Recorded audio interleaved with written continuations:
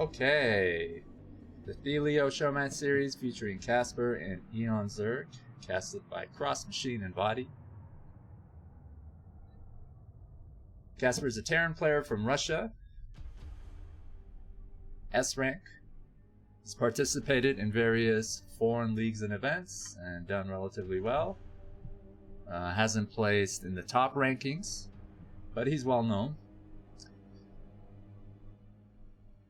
Eonzerg is a Belgian Zerg player of Cuban origin who resided in Spain. He's a member of the North American team NAS. He's participated in various leagues and events and done well for himself, perhaps more so than Casper. One of the most notable achievements was obtaining 3rd place in Bombastic Star League Season 10, which is the biggest, most prestigious foreign league. He got 3rd place. 1st place had gone to Bonnet, 2nd place had gone to DeWalt, and the 4th place had gone to Oya. So the competition was fierce. Anyone who's familiar with the foreign brood we're seeing will know that these are some of the best players, if not the best. The organizers of the Showmatch thought it would be a balanced matchup, so it should be interesting. 9 games, $350 prize pool, $50 contributed by Trovo. Big thanks to them. Every single game or map is worth an equal percentage of the total prize. That's about $39 per map or game win.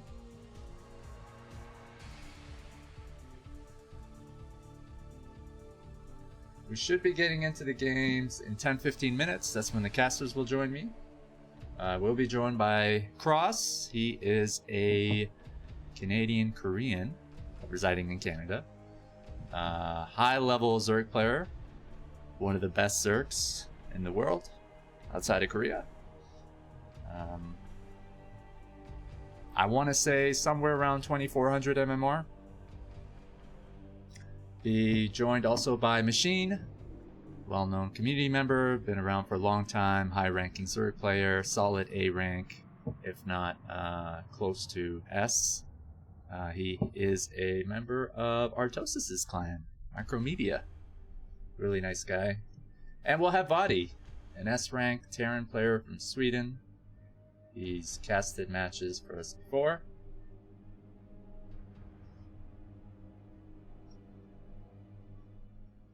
And I'm just hearing word from Vadi he won't be able to co-cast, unfortunately. Something has come up.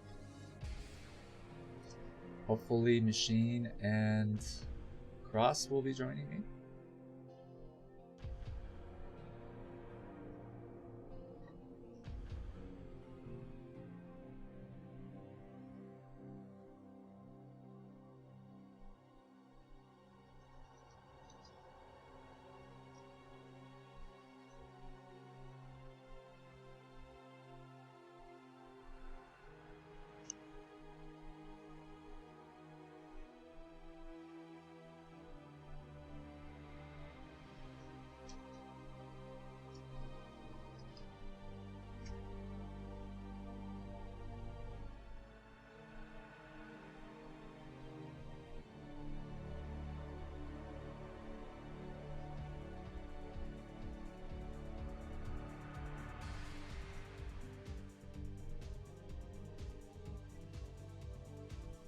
Okay, there.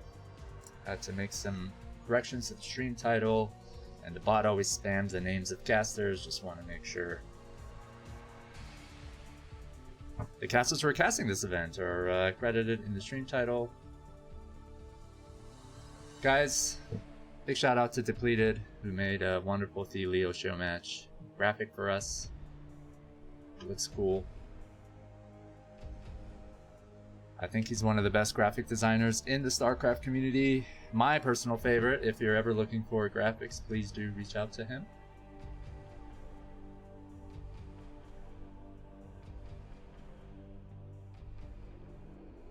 His Discord ID is 4990.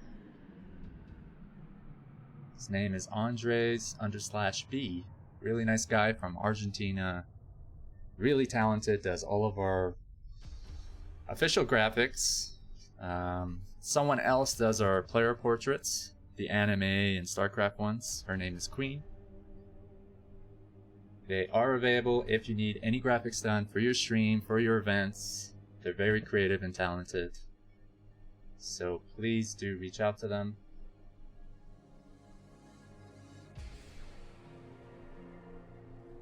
What's the map pool we got? Azalea, Dolly of Jungle, Outsider, Blue Storm, Bifrost, Nostalgia, Core Hall of Ceres? I'm sorry, I probably butchered that word there. Ragnarok, and Fighting Spirit. Map names you don't hear every day. Big shout out to Rustbrain and G's Weekly. It's a weekly tournament that they run with $100 on the line. They've been doing it for years. They have a crazy map pool, all kinds of fun maps in there. I think there's about 100 of those maps. And that's the map pool that this Thelio Showmatch series is using. The first map, I think, is chosen by the organizers, and then the loser picks from a huge map pool.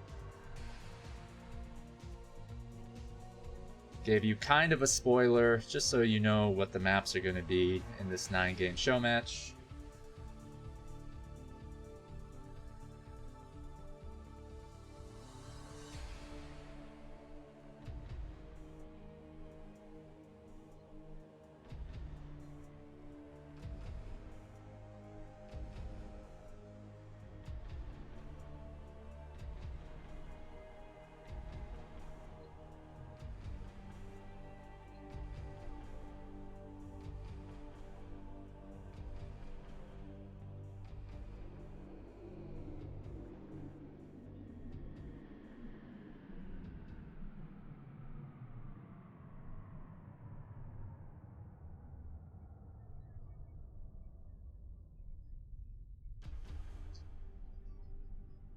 Hoping people like Trovo.live. I like their streaming platform, really smooth, easy to use, no advertisements. They also have a streamer program, guys. If you meet certain performance requirements, you can get paid monthly. Hoping to get more Brood War streamers onto Trovo. There are some Latin American casters, players who are already streaming there. But in the future, hoping more Brood War related content will be available on Trovo. Be a good source of income for some people, especially in third world countries who can meet the performance requirements. Good way to support the community, tournament organizers, players, casters.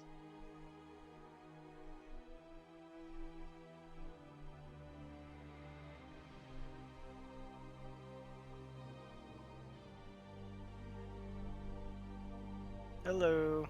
Hey, Machine. Hey, how's it going, Ox? I'm well. Better now that you've joined, my friend. Thank you. Nice, yeah, of course, man.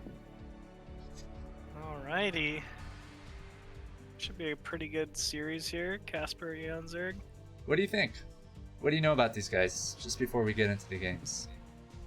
Well, I mean, as a Zerg player in the foreign scene, everybody knows about Eonzerg.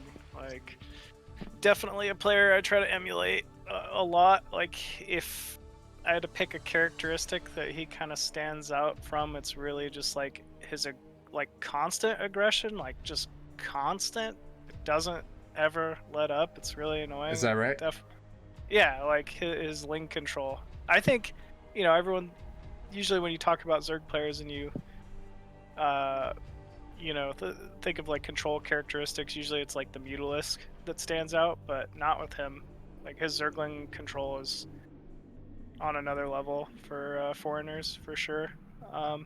Which it sounds like that's easy to do, but it's absolutely not. Like selecting each of those individual Zerglings and pulling them back and stuff. And Casper, just well-rounded, very well-rounded foreign Terran as well. Who's the favorite? I want to say Eon. Eonzerg, right? Because he's performed better in various events. Yeah, exactly. He's got those results. He's got those like high-ranking, performances in the past. But Casper, he's always up there. Like he definitely is like a top finisher. But I would have to give the edge here to Eonzerg. Yep. Okay. Do you think it makes a difference playing 9 games? Oh yeah. You really get to. I feel like the player who has more of a repertoire of builds, it kind of stands out a little more. Like there are some players who are known for having like one particular, strong type of opening or build order, Right. that kind of stands out. And in a longer series, you can't really lean on your crutch as much. So that's kind of just my thoughts here. Now, as far as these two go, I don't think that's going to be an issue. Like, Eonzerg will just pull out some really random build orders, like just in a series just to do it. I wouldn't say Grind Boss is quite known for that, but he's got like a select few, like pretty standard openers. He can open 8 racks. He can open CC first. He can, open. He knows all the 1-1-1 builds. So I don't think we're going to be seeing too similar play style across multiple games in this series. So, yeah. So the map pool is Azalea, Dahlia of Jungle, Outsider, Blue Storm, Bifrost, is that how you pronounce it? Nostalgia, Yeah, Core Hall Bifrost. of Ceres? Oh, Core Hall of Ceres. Oh, man. Ragnarok, and Fighting Spirit. A couple of those I don't know. Or at least I'm not remembering them. Like, I don't know what Ragnarok is. I'll have to check it out. Yeah, I guess we'll find out. Yeah. Cool, old school maps. Maybe it'll make a difference. I mean, it's sort of one of those wildcard variables that's thrown into this show match, besides it being 9 games. Azalea, gotta just give a quick shout out to that map. Maybe my favorite map of all time. Definitely Zerg favored. It'll right? be fun though. Why is that? Zerg can take a very quick third base for free, basically.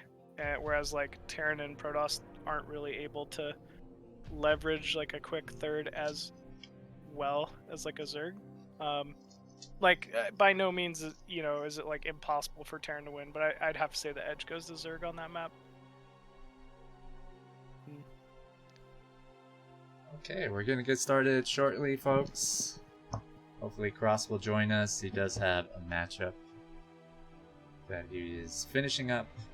It is a busy Saturday, lots of events going on right now. Yep.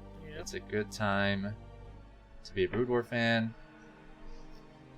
You gotta pick and choose, though. You can't follow everything. Yeah, I can't follow quite everything.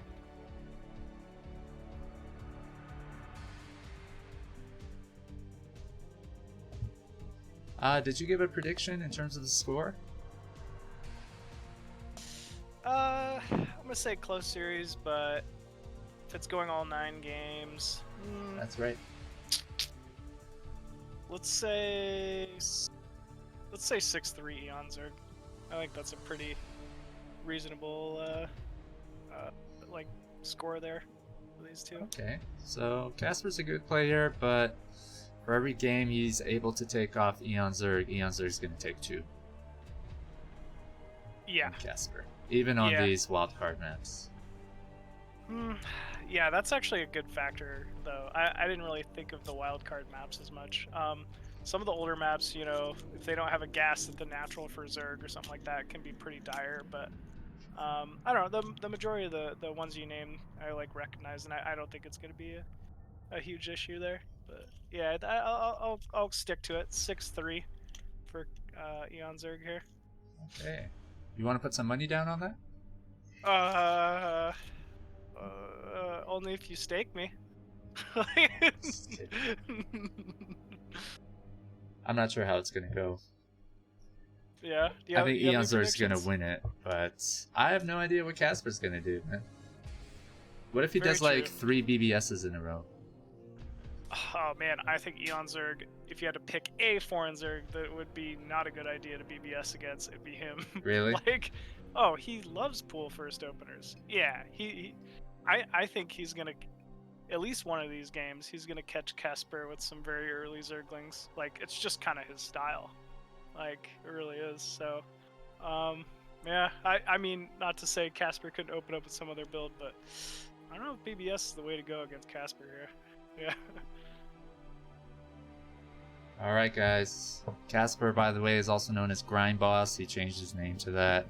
He has some music videos on YouTube. If you type in Grind Boss rap, you'll get to see who this clownish character is. I saw his rap actually not too long ago. I didn't Funny even know guy. about it until recently, but yeah, really funny guy. There's a few music videos he has. I only saw the one, but He's yeah, an inspiring rap artist. I told him you gotta choose one, man. It's either Brood War or rap. He says I can do both. I'm Grind Boss. Well, he's definitely got some confidence. Alright guys, let's get into the games. Hopefully Cross will join us. Unfortunately, Body, who was supposed to co-cast, personal emergency came up. Hopefully everything's alright. But we should be in good hands here. Oh yeah, I'm at least good at pretending like I know what I'm talking about, so should be okay here. It's always a pleasure having you co-cast events. You're one of the best casters in the foreign community. You've been around forever, man. Too long.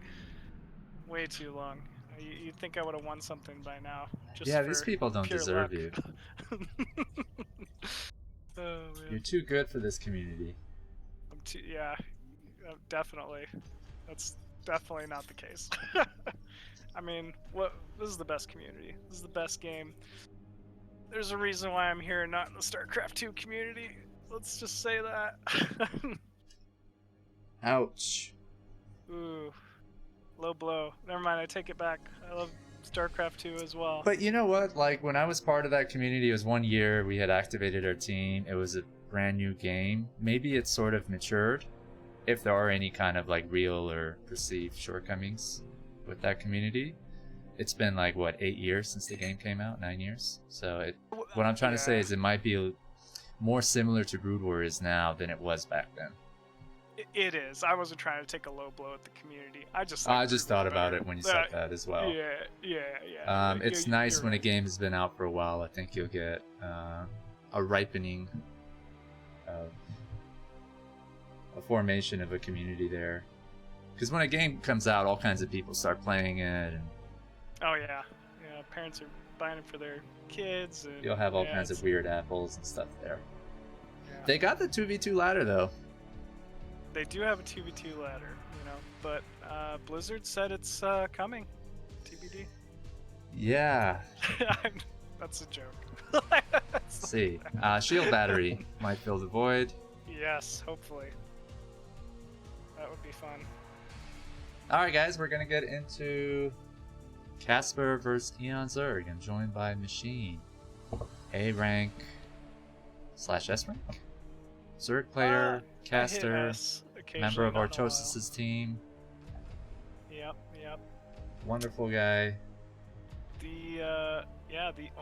One of the few Zergs to be in media. And trust me, Artosis does not like Zerg players. It's pretty hard to convince him to join the team.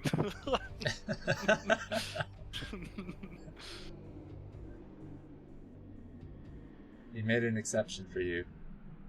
Yep. Speaks to your lovely. Did I not join the game? My bad. Oh. No, we're missing. I hope you're on your ID. I don't think you are. Wubba Lubba? I'm on a different one. I'm on Machine Media, representing the dead clan. Artosis is smiling somewhere right now. Actually, the dead part, I think, just got you kicked out of media again. Oh no! Wouldn't be the first time. Alright guys, let's get into it. Thanks for waiting. Casper vs. Eonzerg, 9 games. Each game worth $39. Big shout out to Leo. Oh boy, here we go. What a treat. Azalea. And spawning in the top left as the Red Terran, we have Grime Boss. Meanwhile, spawning at the top right of Azalea, we have Eonzerg. Now, like I was saying before, this map in particular, I haven't seen in so many years because I want to say this was a WCG map back in, it's got to be like 2007 or 8, one of those two, probably 2007 actually. And kind of the key feature to this map that's going to come into place for this matchup is Zerg has a very quick third base available to try to hold. This used to be one of my favorite maps back in the day because there's kind of a short distance between the Zerg's mineral only, or the third, and the opponent's own natural, and it makes it quite difficult for Terran to deal with big lurker Zergling timings. Is that right? Yeah, which you really don't hardly ever see. I mean, just lurker openings in general aren't as common against Terran at this, current meta and state of the game. But I think that could be a little different here. I wouldn't be surprised if we see Eonzerg open up with a 3-hatch opener. But meanwhile, we have Grime Boss walling off his main here. This is kind of cute. It's really gonna kind of hinder Eonzerg's capability to scout. And actually, we see a gas going down in Grime Boss's main. Usually, that symbolizes some type of early factory opener.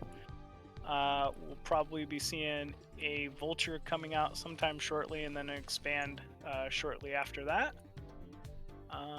Here we go. That's actually a 12-hatch, 11 pool, 10 gas, so we're not actually going to see 3-hatch. I don't know what I'm talking about. It's going to be a 2-hatch opener here from Eon.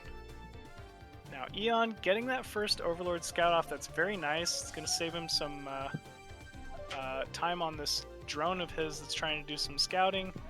Unfortunately, not able to see anything other than the wall. If he tried to poke inside the main, catch the refinery count or something like that, he might actually lose the Overlord, or at least give up the fact that he is top right. Meanwhile, Grime Boss has already figured that out, so I'm not sure how much that's going to matter. This is a very open map. If you look at where Eonzerg took his natural, it actually doesn't cover his main, which is why I think 3 hatcheries is kind of the preferred method here. You can take that mineral only, get a sunken down, and kind of have ways to fend off things like early Vulture pressure. And actually Eonzerg with a beautiful Overlord Scout inside the main of Grime Boss does catch that factory, and that's really going to be key here. It's going to give him an idea of exactly what Grime Boss is doing, and more importantly, what he needs to be prepared to defend, i.e. a very early Vulture, which, funny enough, we actually don't see come out of Grime Boss. He's just moving out, poking with this early SCV and a Terran Marine, opting to take his own command center at the natural. And here we go. Good control here. Ooh, one drone does go down, unfortunately, but trading that for a Marine and an SCV, somewhat worthwhile. It's about an even trade, I'd say. Because he did get a little bit of scouting done as well, does Grime Boss. Eonzerg making a few Hydralisks now. These are most likely just defensive. He obviously does not know if Grime Boss opened with early Vulture or not, so he really needs some type of defense for these Vultures. And actually, just due to the hatchery placing and the positioning on this map, it's really difficult to defend with sunken, which would be kind of ideal. So yeah, here we go. Vulture scouting, recognizes that Eonzerg's made the appropriate amount of units to defend it and is pushed off. Wow, Grime Boss is just going full mech. We see an armory down in the main. Machine Shop is with the Vulture speed upgrade, which will allow Grime Boss here momentarily to start darting in and out and hopefully picking off some much needed drones in order to kind of hinder Eonzerg's economy here. Meanwhile, Eonzerg Spire almost complete inside the main. He's saving up larva but actually only has a couple hundred gas here for early mutas. So I think, unfortunately, just due to the map, he was forced to make so many Hydras at this point that it's kind of hindered his own economy. And we do see a few mutas in production here for Eonzerg, though. Grindboss getting away with the very quick natural. Does have a couple Goliaths in production, and also mines. This is just a really funky game. Like, it's so silly, like, fun to me to see two high-level players playing this map now and see how differently it's played, like now versus back when this map was more popular. Huh. So 3 mutas coming in here to the natural for Grindboss. We'll get the first SCV. Some SCVs are going to be pulled here, but Grindboss is going to have to defend with these quick Goliaths. You can tell this absolutely caught Grindboss off guard here. No Goliath range completed quite yet, and he's forced to lose quite a bit of mining time at that natural. Grindboss does have an engineering bay going up inside the main. He's getting +1 attack for his mech. But wow, these 3 mutas just still wreaking havoc. One will finally fall, but not before they've caused quite a bit of lost mining time and killed, I'd say, about 5 SCVs or so. So definitely worthwhile here. Ooh, I love this. These mines are not able to do anything to these early Mutalisks, obviously, not attacking air. Eonzerg doing a beautiful job clearing these mines and creating himself a safe pathway to push out with these early Hydralisks. These vultures have essentially accomplished almost nothing other than forcing the early Hydras. Eonzerg darting back into that natural, trying to look for a few SCV kills. Not quite able to find any yet, but I feel like he mainly just wants to clear these mines as fast as possible and hit this big Hydralisk timing. And yes, we see another swell of 5, 6, 7, 8 Hydralisks from Eonzerg. This is absolutely a timing he's been looking for. And the final Vulture falls. There's only going to be a bunker and 5 Goliaths remaining, 6 Goliaths remaining. This could prove to be a pretty difficult hold here for Eonzerg. Or for Grindboss, excuse me. So we do have the Overlord moving in here. Grindboss has pulled the appropriate amount of SCVs and has his first siege tank with siege up, though. I'm not sure if this is going to be enough here for Eonzerg.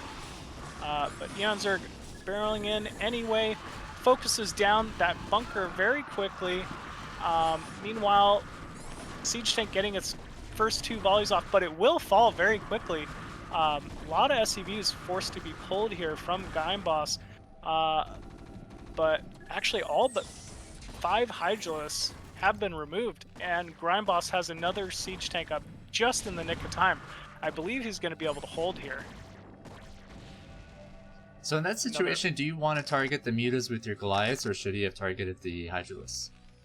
I think you want to target the Mutalisks with the Goliaths, purely because it's more damage per second. Goliaths are more efficient against air than they are against ground. So I think Grindboss actually did that perfectly. It's just, Muta are just annoying. Fortunately, they're just a small enough number that he was able to clear them very quickly. This is cute. Eonzerg just skirting around the edge of this tank range. Does force a lift and a pull, but he's got to be very careful here. Pushing in a little bit. Ooh, a little bit of a miscontrol there by Eonzerg targeting that barracks during the fight. And he will be forced to push off. Meanwhile, back at home though, Eonzerg does have his 3rd base up. This is only a mineral only, but it should provide much more resources, especially compared to what is essentially just a 1-base Terran for now. But Grindboss is slowly pushing back to his natural, putting down turrets. Very tank heavy, unfortunately, which is kind of just being forced out of Eonzerg, who has such a high Hydralisk count. And these Muta do move back inside to the natural, forcing another canceled turret, and this command center to fly back once again. This is really unfortunate here for Grindboss. But just beautiful control by Eonzerg. I mean, this isn't many Muta. This has been 3, 4, 5 Muta sometimes, but it's forcing the cancellation of an entire natural, and it's kind of messing up Grindboss's composition here. He wants to be more tank heavy against all these early Hydralisks of Eonzerg, but he's just feeling like he's constantly on the back foot a little bit. Eonzerg putting down an evolution chamber, a 4th hatchery as well, and slowly building up that drone count at the mineral only and the natural. Ooh, moving back in once again, does manage to catch a couple more Goliaths, and this is just, this is abysmal here for Grindboss at this point. He needs that second gas. This game will start to snowball for Eonzerg if Grindboss is not able to secure that gas very quickly, and once again just overextending, losing another Goliath.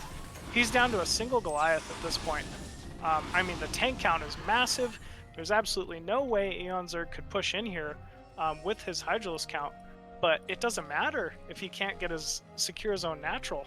I mean, this is just textbook here by Eonzerg playing Hydra Muta versus Mech.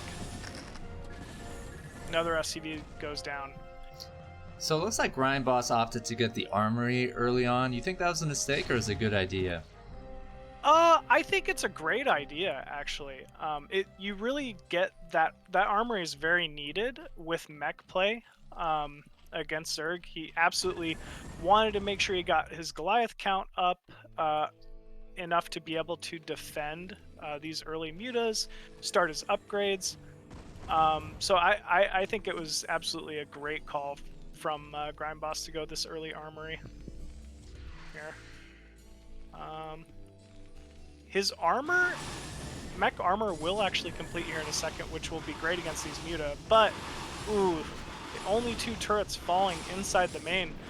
Eonzerg just doing a beautiful job being exactly where Grindboss isn't this entire game. I felt like Grindboss finally secured his natural command center, and Eonzerg just said, that's fine, I'm gonna dart around and I'm going to take out your main. Oh man, it's just so, it's 2 main Muta now. It's over. Like, it's really kind of starting to snowball this. I'm not sure what Grindboss is going to be able to have to do in order to get back into this one. He's going to need to catch some Mutalisks off guard.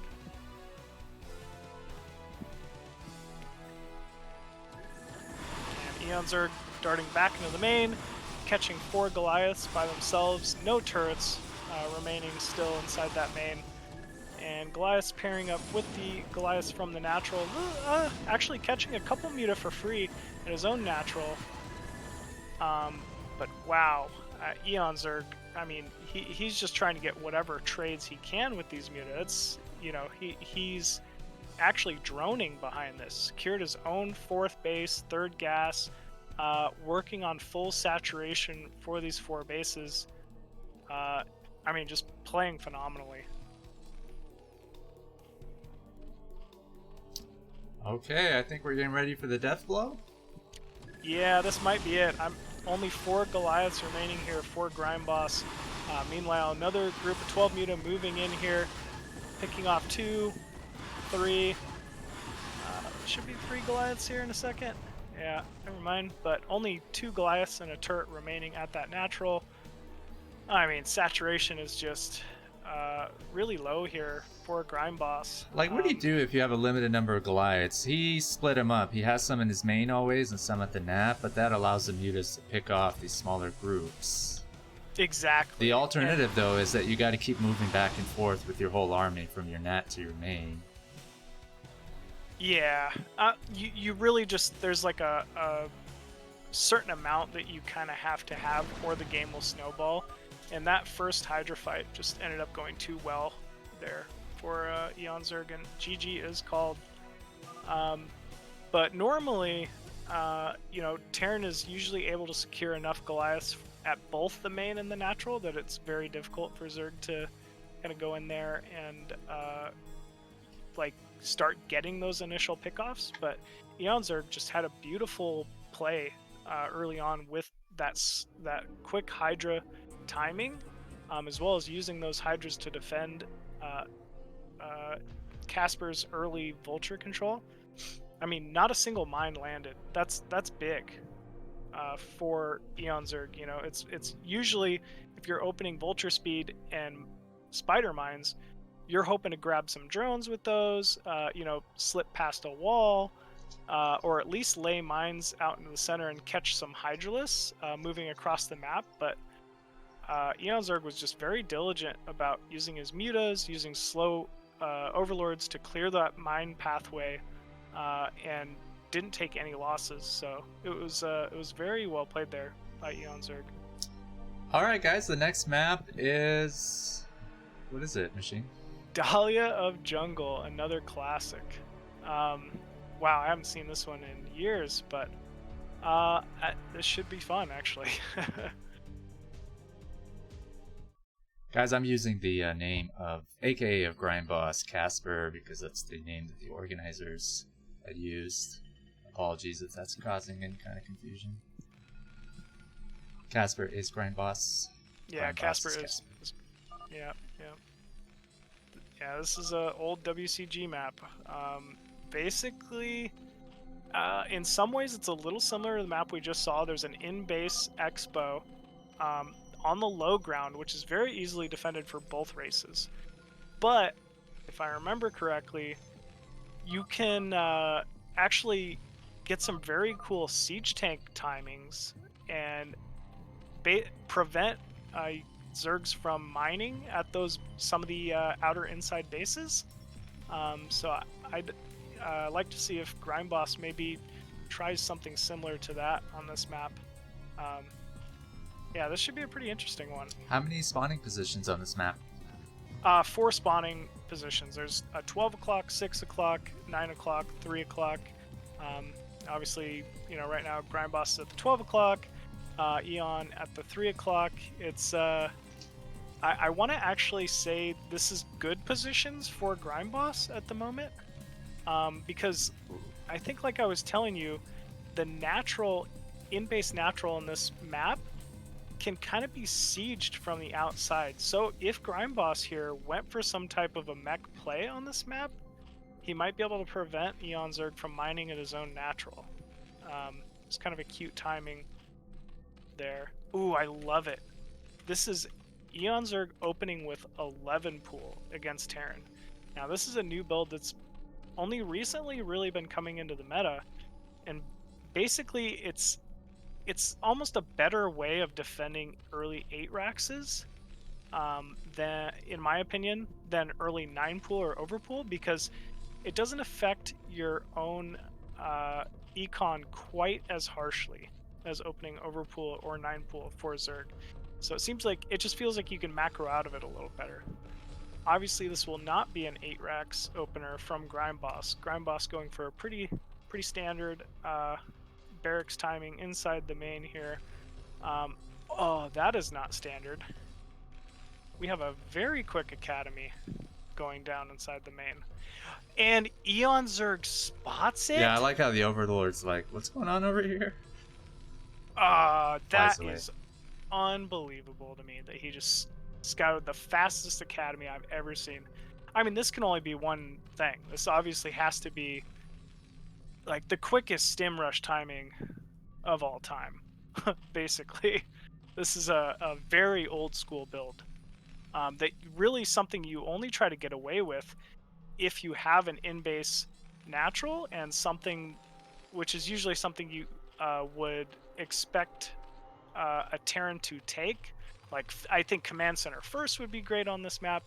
But unfortunately, Eonzerg is just one step ahead with that early Overlord scouting it immediately. I mean, that is so difficult to do, to have the understanding of a build like that could occur on a map like this and then scout it out and not even be seen. Like it's insane to me. But we do have a couple Zerglings blocking that ramp. That's going to prevent Casper from seeing anything inside the main here. He doesn't know the Sunken's here. He doesn't know other. He knows there's a couple Zerglings there. But a second creep colony going down inside the main, that is going to shut this down so hard. This is just so cool to me. What's the advantage behind doing what Casper's doing, even if this push gets stopped? What does it force Zerg to do? It's throwing down Sunkens. Yeah, it forces Zerg to throw down Sunkens, and actually the scan goes down, and Grindboss will absolutely not be able to go up that ramp. That's all like the advantage it really gives. But it's still a very high level play here from Grindboss to know this old timing. eBay going down the main. Grindboss has scanned the 3 Sunkens that he's forced out of Eonzerg. And that means there will be no pressure here. Eonzerg finally throwing down a Spire here. And actually, I just realized there's no gas with the natural in this. So that in-base natural here for Eonzerg will only provide really additional drones and Zerglings. So it's very interesting that you would open a Spire without trying to take a third base here. But I feel like this is exactly what Eonzerg needs to do. Based on the conversation they had earlier on when Eonzerg was asking about the map, I'm not sure if he knew that there was a gas or not at his natural, but he did take it. So this map disadvantages Zerg more than Terran with missing gas at the natural? Yes, I would say so. Usually these types of maps are a little more favored for Terran because Zerg really needs the second gas in order to get the mute account to really be able to trade efficiently with Oh my god. Can Marines actually attack the mineral line of Zerg? Yeah, I believe they can. From the other side? With the Marine range. Oh god. I think so. Yeah, I think this was an old WCG map and that was part of it too. But obviously a siege tank can really clear this entire base as well. Yeah, this could be very bad here for Eonzerg. Marines do go inside that bunker. I mean, you only have so many scans. He could build he could float a building there or something. That's already stopped the mining. He's forced a Sunken there. That's really funny. It's already accomplished something, but it seems like, I don't know, I want to say Grindboss is in the lead right now, right? Yeah, I want to say he is as well. Eonzerg does have 6 Muta on the map. Looks like they are moving towards that natural. There's no turrets quite up yet here. So actually, Eonzerg, I kind of like his position, even though he's only on 1 gas. This is a really smart bunker here from Grindboss, but I believe with the Sunken and some vision, he will be able to take it out. Meanwhile, great Muta control going on inside the main. Does pick off a couple Marines for free. He's forced a lot of lost mining time here. But Grindboss, this bunker is still just doing some work.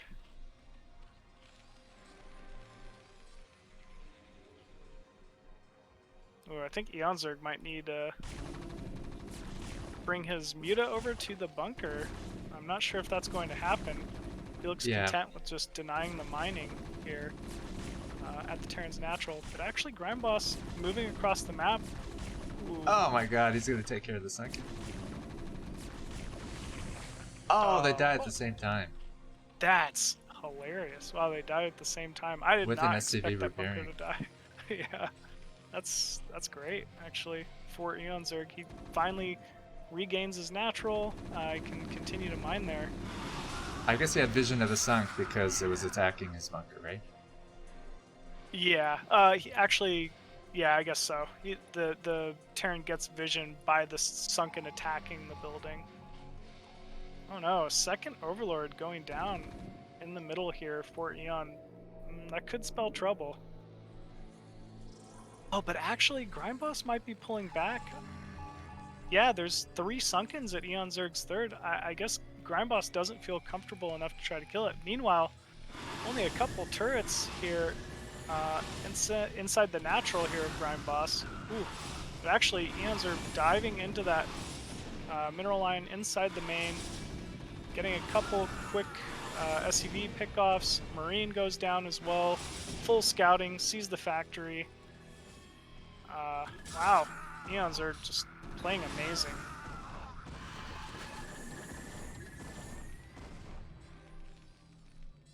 I mean, this is just beautiful from Eonzerg to know he could defend that bunker with a sunken. The timing of that bottom right third, knowing where Grind Boss needed to be on the map, and obviously exploiting this mineral-only natural.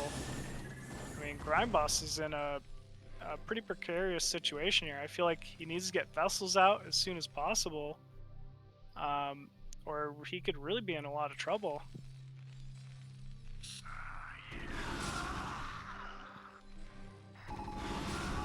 I wonder if you're better off just one-basing it as Terran on these maps. This is the one-base era of StarCraft when this map was made, no? Yeah, I think it was, yeah, a lot of one-base stuff, like 2 racks openers. So maybe it would be a little better on this map. I really think this far natural is fine for defending with Muta, but you just need to get some vision on that high ground, and it would have made defending it a little easier. Still, Grind Boss in a pretty tough spot here. Oh man, Eonzerg just relentless. Picking off the SUV, making the starport. He's just going to continue delaying the starport as long as possible. I mean, Eonzerg, yeah. He's going to keep harassing him all day. He's got sunks at his ramp, so if Grind Boss just says, F it, I want to attack, he's going to get slaughtered. What can you do here? exactly. Tanks? I mean, really, like, it is a difficult spot here for Grind Boss. Like, tanks can work, but even then, like, I was thinking that he could maybe make a couple siege tanks here, get siege Eonzerg's natural. But I'll be honest with you, Eonzerg wouldn't really care because it's a mineral only. It's not the most valuable base to him. Bottom right is actually really what Eonzerg wants to make sure he hangs on to, and it's just so far away here. So actually what Grind Boss really needs is to get up to Vessel Tech and get a Radiate and get some type of map control against these mutas. Have a way to push these mutas off. And I mean, even though he's on 1 gas, he's stacking quite a bit of Vespian at 1,000. It could be, you know, quite a few vessels. Oh my, I can tell you didn't want that. Losing that tank is, I mean, that was his only source of pressure, being able to siege that natural mineral only for Eonzerg. But with that gone, Eonzerg's just going to continue to run away with this. I wonder if just getting Marines and tanks one-basing it would be more effective than this. What Casper chose to do is get an expansion, sink a bunch of minerals into turrets. Yeah, I actually agree with you because Eonzerg took that natural. Like, imagine if he just went 2 racks factory, no expo, pushed out to the back of Eonzerg's mineral only here, and then just sieged it and made a bunch of turrets. I mean, the distance between Grind Boss's ramp and that base is just so small that he absolutely could have. But yeah, this is, as is, it's going to be very difficult for Grind Boss to get out of this predicament. Actually, yeah, we see... and I was thinking just attacking the front too, taking out the sunks on top of the ramp. Yeah, it might have done it. It could have worked, maybe. Wow, big lurker play here as well from Eonzerg. He just feels so comfortable pushing in. He's picked off every tank there is. There's really nothing to stand up to these lurkers at the moment. Actually, 1 siege tank is down. Actually, whoo, that was maybe not the best trade there for Eonzerg. He lost quite a bit of muta and lurkers there. Didn't, you know, obviously killed off a couple tanks and a lot of bio, but Grind Boss does hold.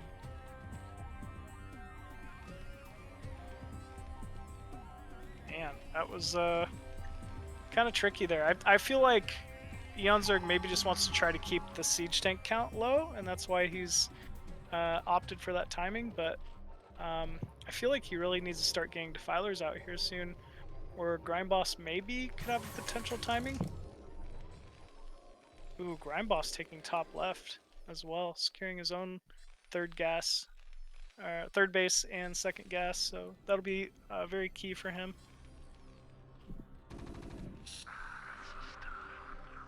Okay, Eonzerg luring Grindboss around to the top right.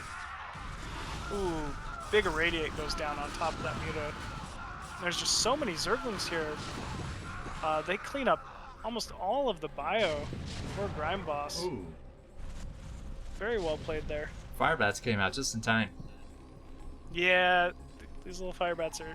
I mean, they're just so good, especially when Zerg has to be so Zergling heavy on a map like this, where they're, you've been forced to take a very quick mineral only. So good selection there from Grindboss. Earlier when you asked how can Grindboss get back into this, I think hiding that third base in the top left long enough could absolutely do that here. Although Eonzerg is really starting, continually attacking, what we've been seeing is just a lot of Lurker, a lot of Scourge, like Ling. He's only on 2 gas, so it doesn't really have the same pop that I feel like a 3 gas Zerg would have at this point. And we're starting to see Grindboss taking pretty good trades with his bio, which he'll be able to continue to do so. So I don't know, like things are looking a little better here for Grindboss.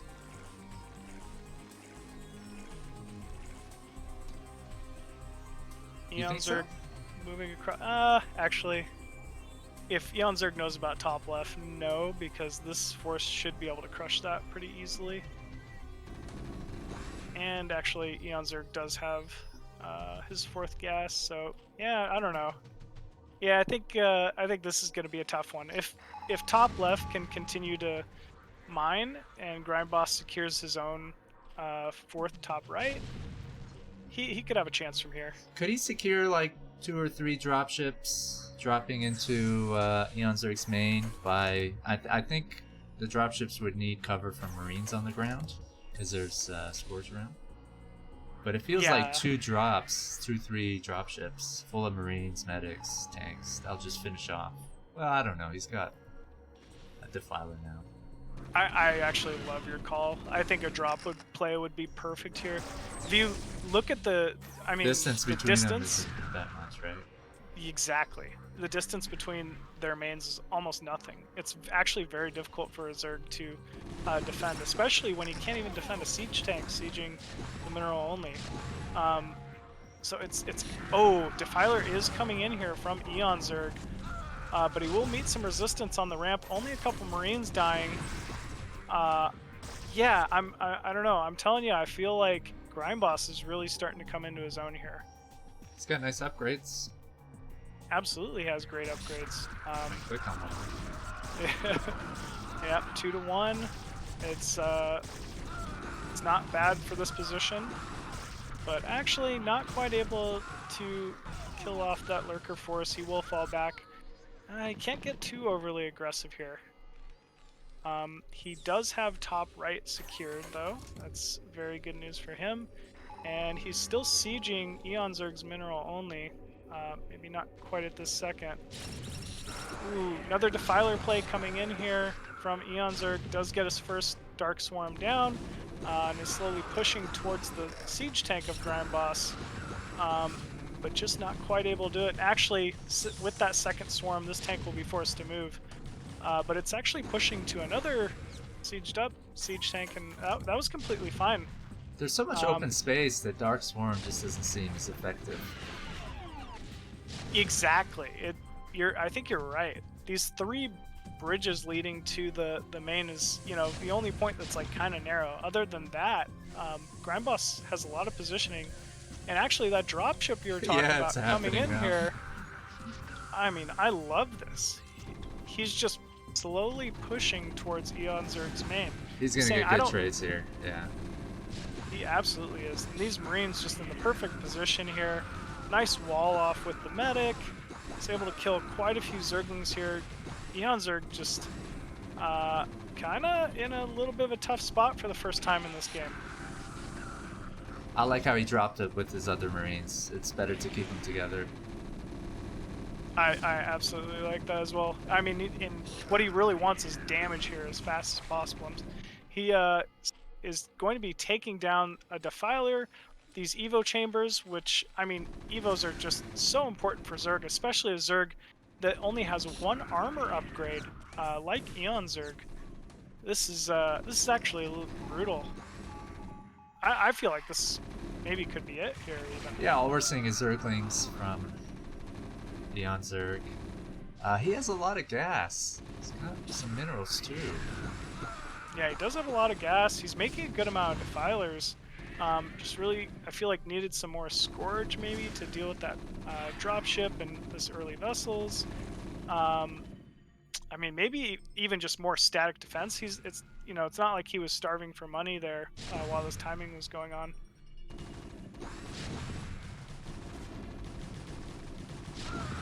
I mean, Grindboss's econs just really kicking in. We see him moving across the map now very confidently towards the mid-left. I feel like, these two creep colonies are obviously not going to be able to stop a couple groups of bio, so that will be a dead base as well. Ooh, a couple siege tanks being dropped off inside the main of Eonzerg. This will be... actually, the pool is going down in the main. Meanwhile, yeah, mid-left is actually completely dead as well.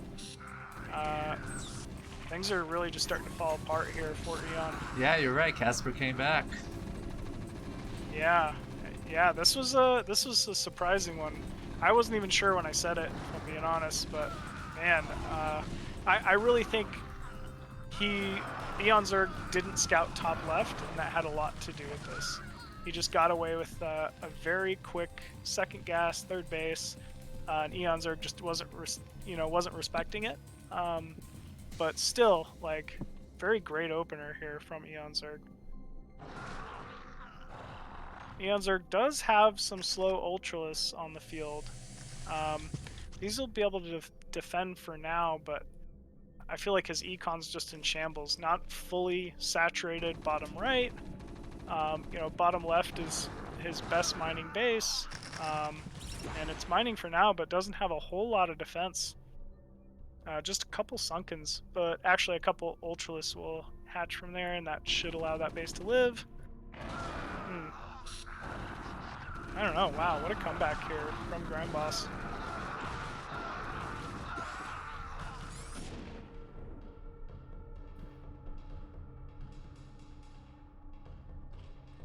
Grindboss being a little static at the moment. He's kind of caught with a Vulture switch here to help deal with these Ultralists. Spider Mines are actually just very efficient against Ultralist Ling, which is why he's opting to this tech change, but I think it's actually a really good call here.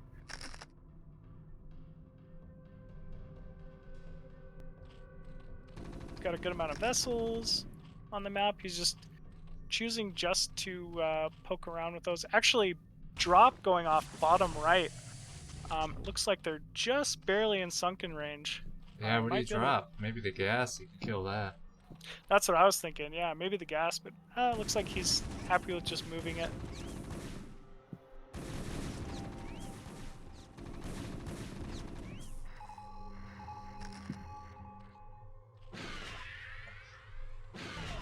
One vessel, two vessels will go down inside the main of Eonzerg. Actually, that second one might get out.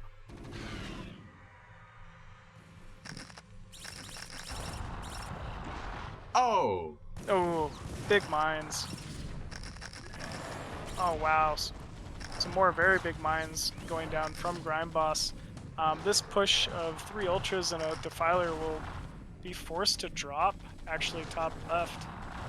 I mean, Ultras are so expensive. They take so long to make, and all you gotta do is just lay down a bunch of mines. which are basically for free. Like it's Yeah, you get 3 of them. yeah, you get 3 of them. It's really great actually for Terran. Do you know how It's many big. mine hits it takes to kill Ultralisk that's like fully upgraded? I think it's 4 either way. I think they do about 125 damage. Yeah. So one Vulture it's- can basically kill Ultralisk with 3 mines, and then another one, just add another mine. Yeah, or even just a little bit more targeting from the Vulture group. Yeah, they're extremely efficient against Ultras, which is why late game Zerg versus Mech you normally see just a couple Ultras in these small timings, and then a lot of Zerglings. And the Zerglings are really there to kind of draw mine fire, scout. They actually do a good amount of the damage, like DPS. But actually, a couple more Ultras coming in here from Eon, and it's just not enough. He really needs another base economy or something in order to stay in this game. He just doesn't quite have the unit count he needs. Ooh, big drop going down inside the main as well. Man, this is yet again just going to continue to set Grime Boss behind. Eonzerg does clean it up though.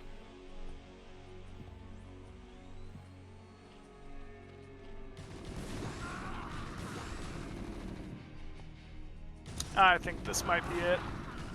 Grime Boss is up by 100 supply, sieging Eonzerg's 1 of 2 remaining fully saturated bases.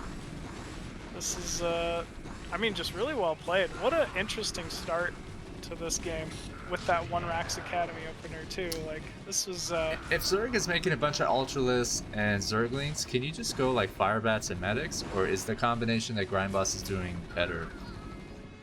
Oh yeah, the combination Grindboss is doing is better. I absolutely think that Firebats are great to mix in, but usually you want to have about 7 Marines or so per like Firebat kind of a ratio. Nobody goes mass Firebats, huh?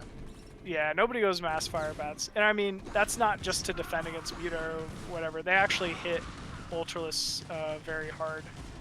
Like, Firebats just don't do the same amount of DPS against Ultra as they would, you know, against Zerglings. So they're, you know, the Firebats are key for clearing away the Zerglings, which are actually doing the majority of the DPS, but you still absolutely want to have Marines against Ultras. And GG is called.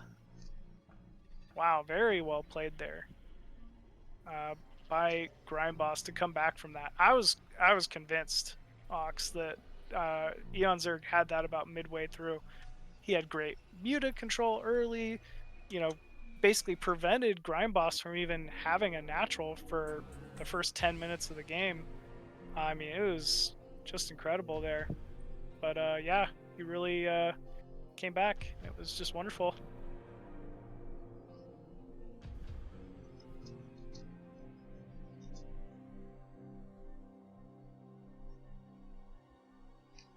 Next map is Outsider. Ooh, very familiar map. Also a previous WCG map, actually.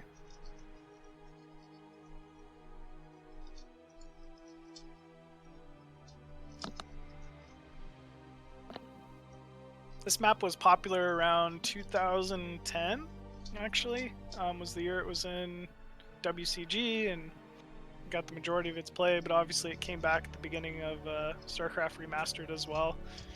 I think really as a Zerg player on this map, ZVT, the most notable kind of trait is the back bases, actually. Each base is linked inside their mains with a couple of ramps to a couple of mineral onlys that you can then choose to pop workers over early, you know, if that's a probe, SCV, drone, and take a gas base that's essentially locked off in an island. So you'll see a lot of Zergs do that here and then transition to Guardian, because all you really have to do is make a lot of Sunkens at your natural, and Guardians are very difficult to defend as a Terran player on this map in particular. So yeah, it'll be interesting to see if Eonzerg chooses to go for that type of play here.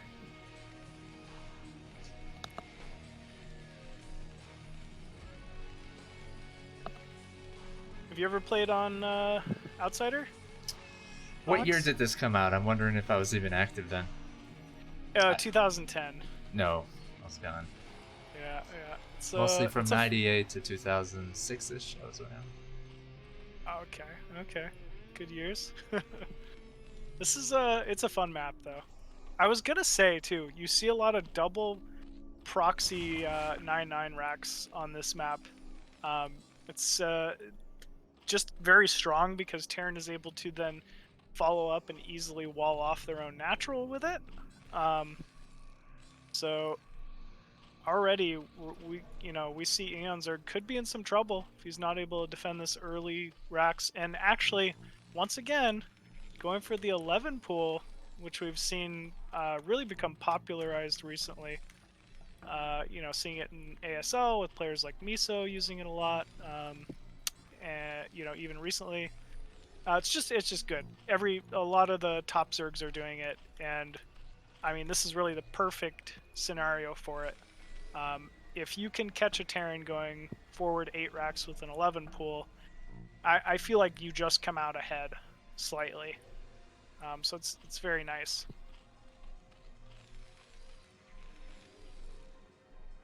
Eonzerg looking to take his own natural, but oh my gosh, that's one problem with going such a late hatchery.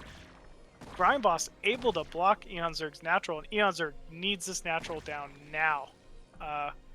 He's desperately trying to pull some drones and actually will have it go down, but any type of a delay on that hatchery is really just larva time you're losing out on early, which really makes a big difference. Ooh, is Eonzerg gonna lose this Overlord? If he loses this Overlord, that's... Oh, you got it! It will fall. Shit. That's big. That's very big. That's a game changer right there. Eonzerg absolutely not in a comfortable position. Oh, he's sending his SCVs. He's like, I'm ahead. Yeah, if you kill an Overlord, Zerg is hurting. Oh, Eonzerg, what are you doing? A little bit of a miscontrol there. Does try to run his 4 Zerglings in to get by. Oh no. It's just not enough. Even with the 11 pool, if you lose a Overlord that quickly, it's usually game over. Eonzerg will be forced to cancel that natural, and is actually pulling back to his main, making a couple of Sunkens, but they are very delayed. A lot of SCVs coming in here from Grindboss. They're starting to target down that early Sunken colony, natural, but actually, Eonzerg, a little bit of miscontrol, loses 1 drone right away, but he's going for a very big surround here. He might get it. Beautiful drone control there by Eonzerg, and actually he's got a Sunken up as well. Oh, he's gonna get it.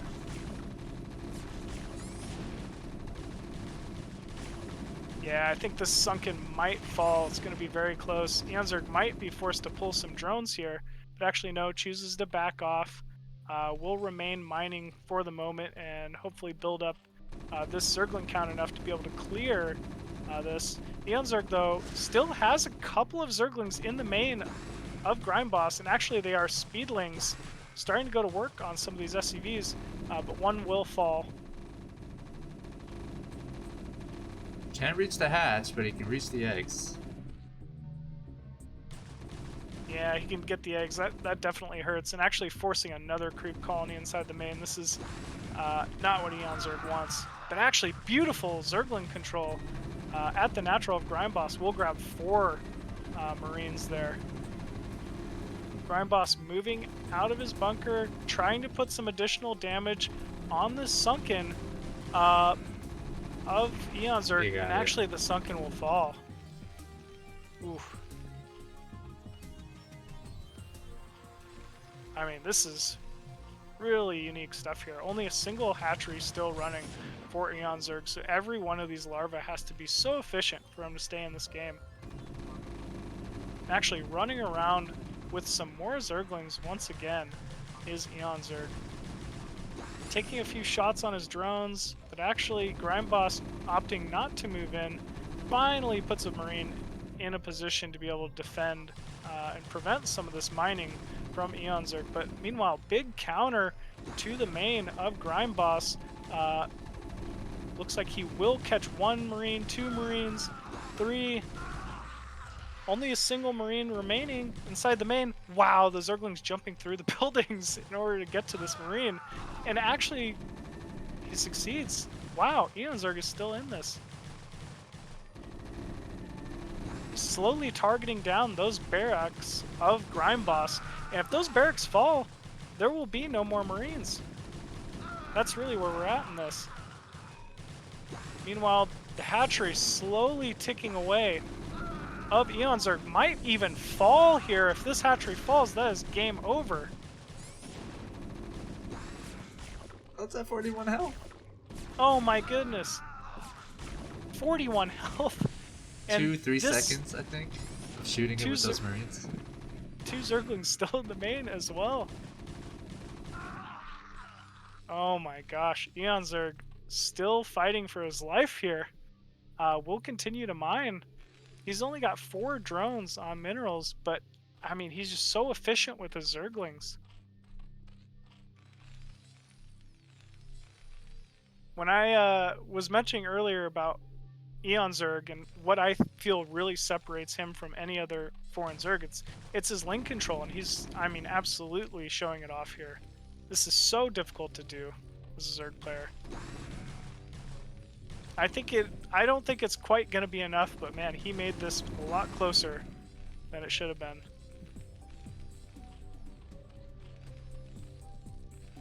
And with that, Grindboss gets his first medic out of the barracks. This is going to be tough here. Grindboss can just block his ramp with this control group Marine medic. And there's, I mean, not really a whole lot Eonzerg can do about it. Actually, he's just choosing to pressure. Is there a reason he's going Marines and not fire bats? I think he wants the range to be able to snipe the hatchery. Right. I don't think a firebat would be bad here, though. For defense. Absolutely. I mean, especially inside these tight corridors like his mineral line. It would be very, very useful. Wow, Eonzerg grabbed me another couple Marines with these early Zerglings.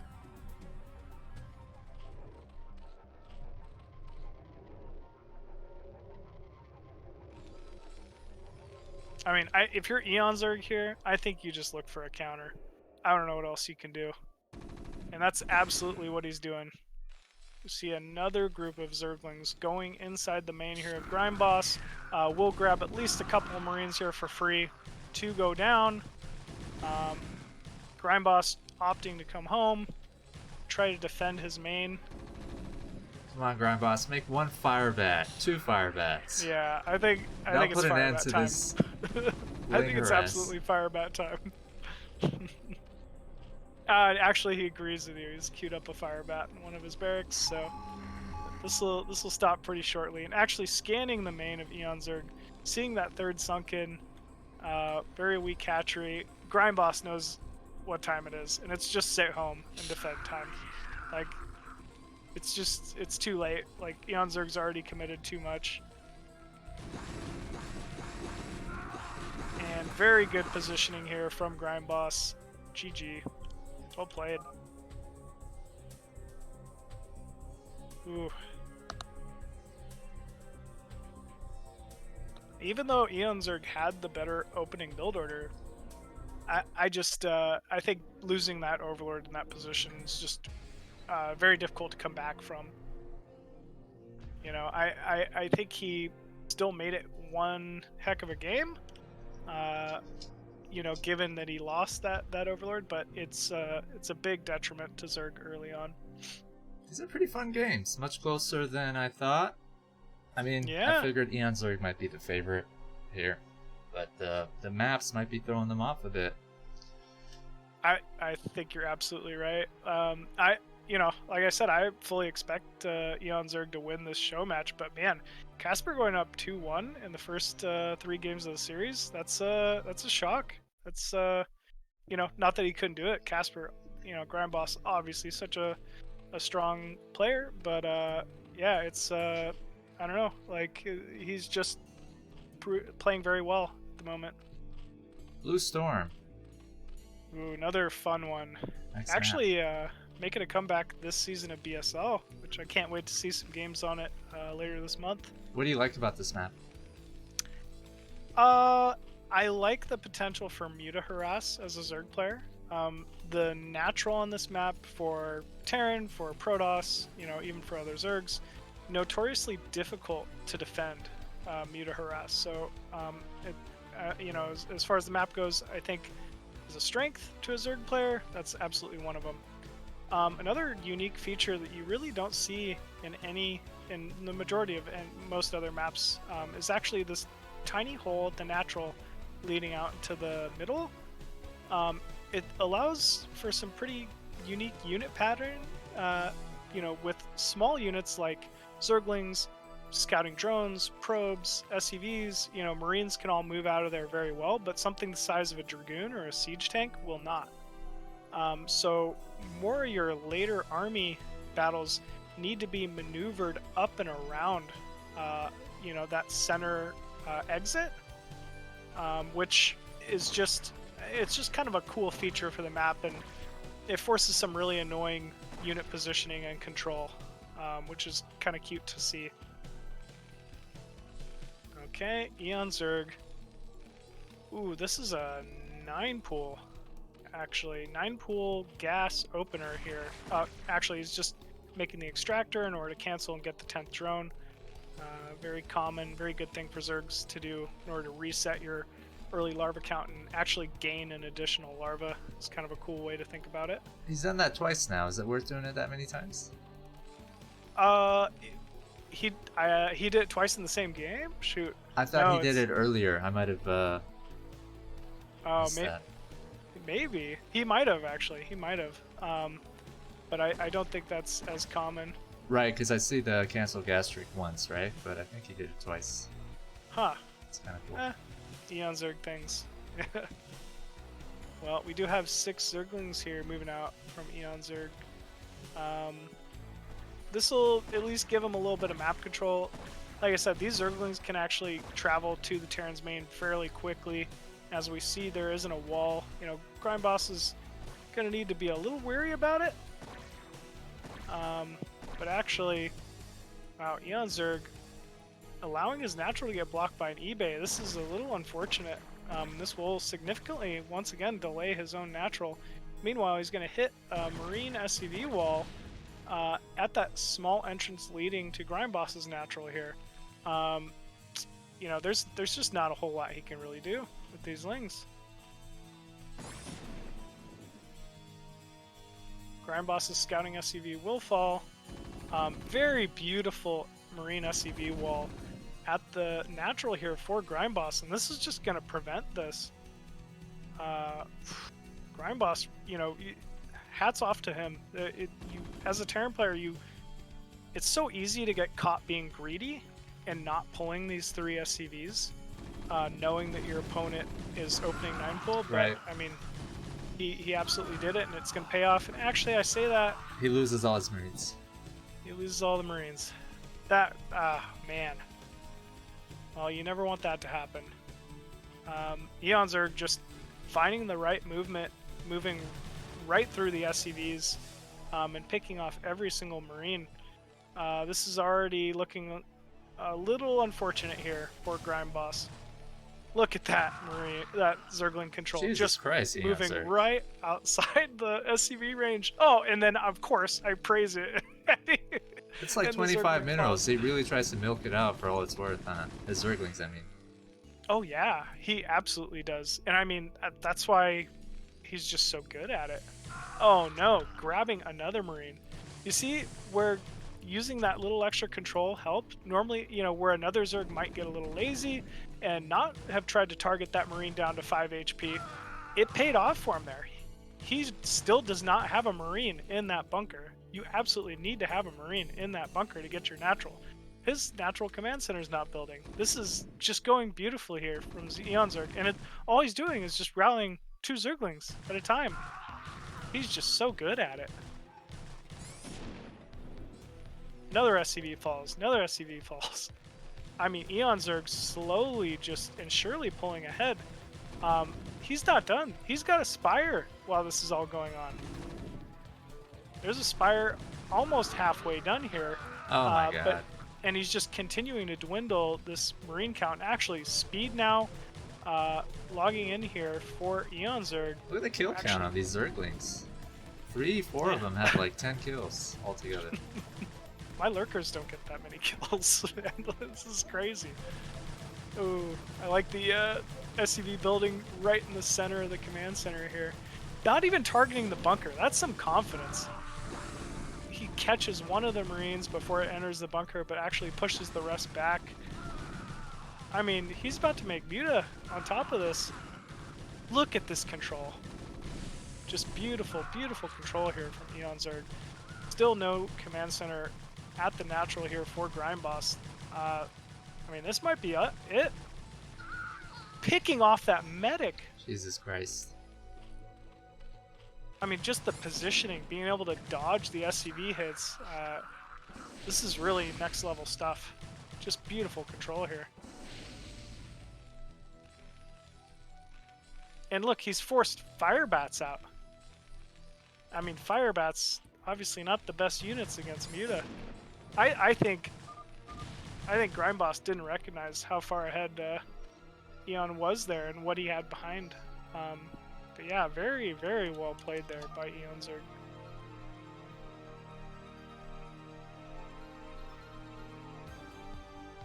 I mean, just relentless. I can't think of a game I've seen better link control in at all recently. You called it, man. Yeah, that was just phenomenal. I mean, I watched him play before, but I never paid attention to his link control. I guess it's easy to take it for granted. It took me a while to recognize. Hey, hello. Hello. Do you mind check my message? Hey, TQ? Cross. My games are over, so I'm trying to get in. But join us on My channel pleasure. Op. We just finished, so you're just in time. OpTQ. Square brackets around TQ. The name and the password is TQTQ. It's good. We are tied 2-2, my friends. Yeah, I was watching this game and I tried to get in before this game, but you didn't answer. My apologies. No worries. The next map is it pronounced Bifrost 3?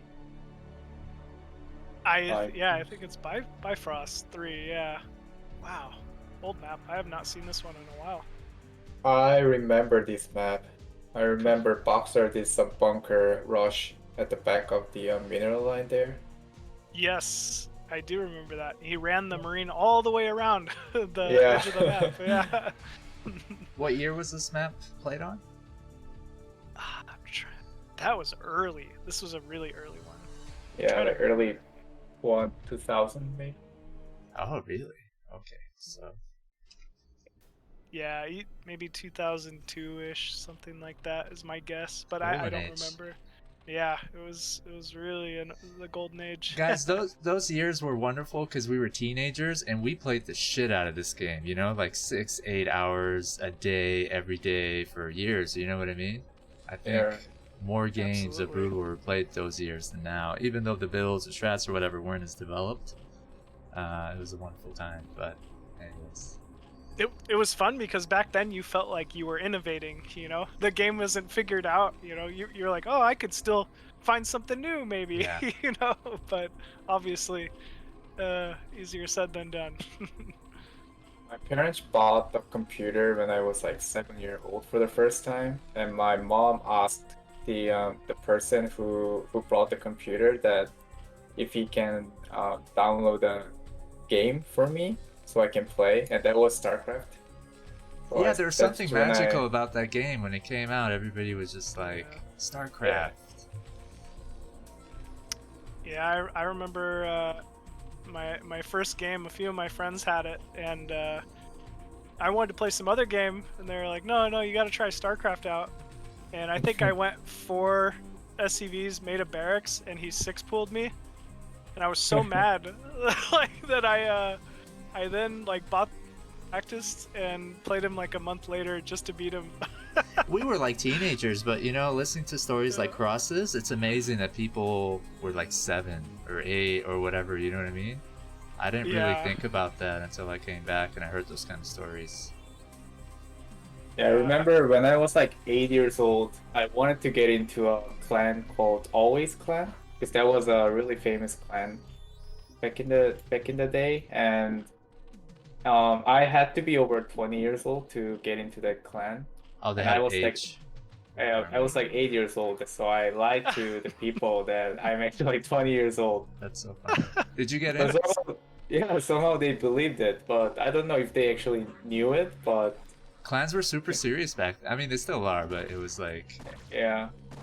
Yeah, you had reputation, you know, on the line of the clan. Kinda cute. They wouldn't just let anyone in. Yeah.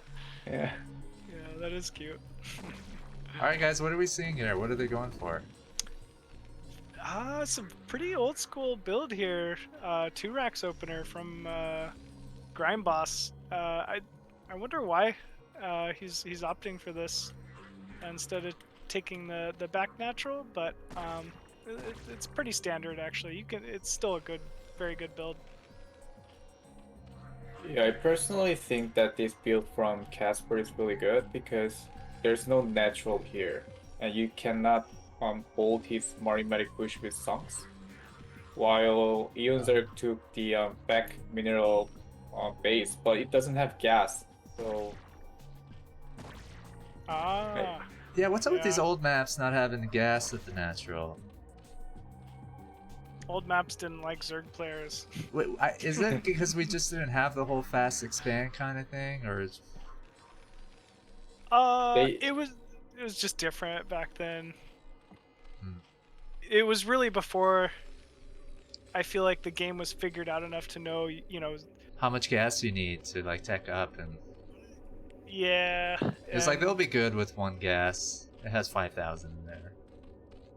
it was really before map makers started really standardizing maps and, you know, making sure they had things like ramps at a certain you know, position and being able to wall perfectly and all that. But still, I mean, the maps are still playable. So these even guys are from back then. modifying their builds and strategies according to the maps. Is that what we're seeing so far? Yeah, absolutely. Yeah. These are not the kind of builds or strats that you do on like standard ladder maps today.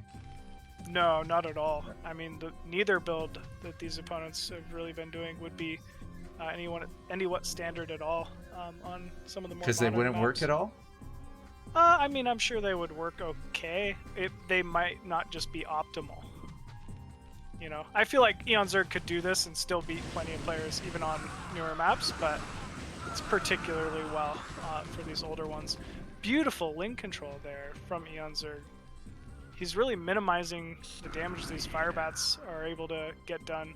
But it looks like Grime Boss has enough to really push this off now. What do you think? Let me see. Crossy, what do you think about just opening Spire still only off of 1 gas against Terran? I'm not too sure to be honest because the meta has changed. So you need at least 2 gas to making mutas, but he only has 1 gas. So I don't know if he will be able to have enough gas to make enough mutas because for now he might be able to make 6 mutas to start with, but Marine medics will pile up. So when you go into the mid game or the late game, then you won't be able to match up with Marine medics with your mutas. So Crossy, what would you do on this map if you were playing in these positions against Grime Boss? Would you go lurkers? Yeah, maybe because that was how old school players used to play. Like they make like 2-3 lurkers in the Yeah. beginning with slings, and then they just fight. I was thinking the same thing, Crossy. Yeah. I don't think I would ever feel comfortable opening Muta on a you know, a base with only 1 gas, no gas at the natural. But Eonzerg did it last game, and it worked somehow. Like it worked very, very well. I think for at least the beginning part of the game. It's not what lost him the game, I think. But yeah, it was interesting. And surprisingly, Eonzerg is doing really, really well with his links. He's just keep killing those Marine medics, even though Badger's out there. And turrets are late now, so it seems like Eonzerg is gonna take this game. Guys. I wonder if he got mutas because he's worried about fire bats. Maybe, just to counter the fire bats there. But I feel like he would have gone muta either way. I think, but you're absolutely right. Like, really, it was just his Zergling control there. It felt like almost the Mutalisks weren't even needed. He just has very, very good small unit control and keeps trading efficiently against the bio from Grime Boss. Yeah, there were 2 bats out there, but he was not fighting with those bats, but he was just fighting with the Marines, so he could change efficiently there. Next map is Nostalgia. Which another old school map. Ox, how we were just talking about maps where there isn't a natural gas for Zerg. This doesn't have a gas at the natural, huh? I would have liked to play against Terran. So do you just grab another expansion? You have to eventually, but if you think about it, like last game, it's not like Zerg can just choose to take 3 bases early, especially against a Terran who is opening something like 2 racks before, 2 racks Academy, exactly like Grime Boss did last game.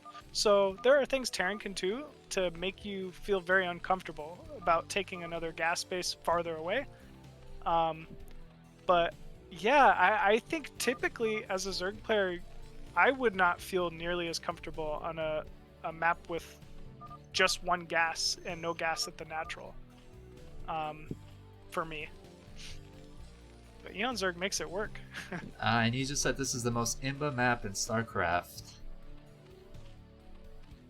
Yeah, this was actually in the ladder when Remastered first came out, and I played enough of it to say I think so.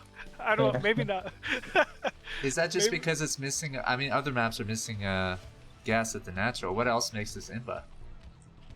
That's it. That's the only thing. I mean, the rest of it you can kind of deal with. You know, the third base, gas base does not have a ramp, which I feel is very difficult. You wouldn't want to pick this on a ladder, even based on that as Zerg. So even holding a third gas base can be very difficult here, but mainly it's just because there's no gas at the natural. It's very difficult for Zerg to play. If I remember correctly, I used to like to play on this map against Protoss, because also Protoss needs second gas when they play against Zerg, but they don't have it, so they only have like half of that high Templar they could have normally. So yes, yeah, so they're very zealot heavy. Yeah. Yeah, I agree. I think this map can be very fun for Zerg versus Protoss because of that. It's very heavy like Zergling Zealot play, which can be fun, but against Terran, I don't think it's very fun. Yeah, right. So Grime Boss is going to scout Eonzerg here first. It's very good scout timing for him. He will see, very standard things here. Quicker pool here from Eonzerg. He's getting his own natural. Nothing really out of the ordinary. Eonzerg going layer. Layer first with only 2 on gas. Guess you have to here. He wants to threat maybe Muta, maybe Lurker, and keep Grime Boss guessing.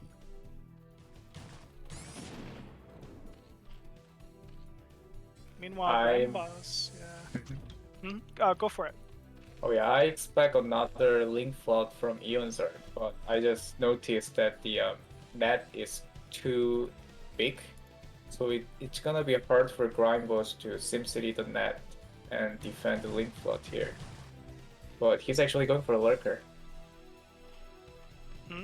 Yeah, I guess you're right. Yeah, a Hydralis Den is down in the main. It is very open at that natural. I think you're right. Like Ling Flood would be very good here too. He could maybe just surround the bunker, even just run by into the main if he really wants to. But yeah, I think he does pick Lurker. This will be interesting. I guess same. It's kind of the same idea for Lurkers here. You can really push with Lurkers from that high ground area next to Grindboss's natural and maybe deny mining at the natural for Grindboss. That could be good. I don't know. Maybe that's just a guess, but oh wow, Eonzerg coming in here with a group of Zerglings. No SCV kill, but he will force some lost mining time. Just kind of being annoying, these Zerglings right now. Oh, and actually running into the main. It's very open. Picking What off... I see right now is Grindboss caught a lot of SCVs, so I feel like he's also kind of all-inning with his Marimatic push here. So, but Eonzerg is gonna go Ling Lurker bust, so he's gonna make lots of links later. So, just like last game, if Grindboss somehow loses his Marimatic force, then he'll be in trouble. Yeah, I absolutely agree. I mean, he's maybe not losing the Marine Medic right now, but he's losing a lot of SCVs too. 3 Hydralis out on the map. Looks like he's going to make his first 3 Lurkers. He's got 7 SCVs mining minerals in main. Yeah, 7. That's not very many. Oh no. Eonzerg sending more Zerglings in too. The natural. And Grindboss just slowly defending, but his Econ's very hurt. Oh, he just used a scan, so he doesn't have any scan now. Oh So no. Oh no, that's too bad. I think he's dead. Yeah, I think he's dead too. 3 Lurkers are coming in here. They do burrow. Oh, he might be able to get the scan. Yeah. He will have scan. Oh no. Oh no, that is very not good for Eonzerg here. Yeah. It looks like Grindboss will hold for now. But still, his SCV count is so low. It's only at 19 total now. Yeah. I'm not sure. I think maybe Grindboss still wins from here. Oh no, no Marines at the natural.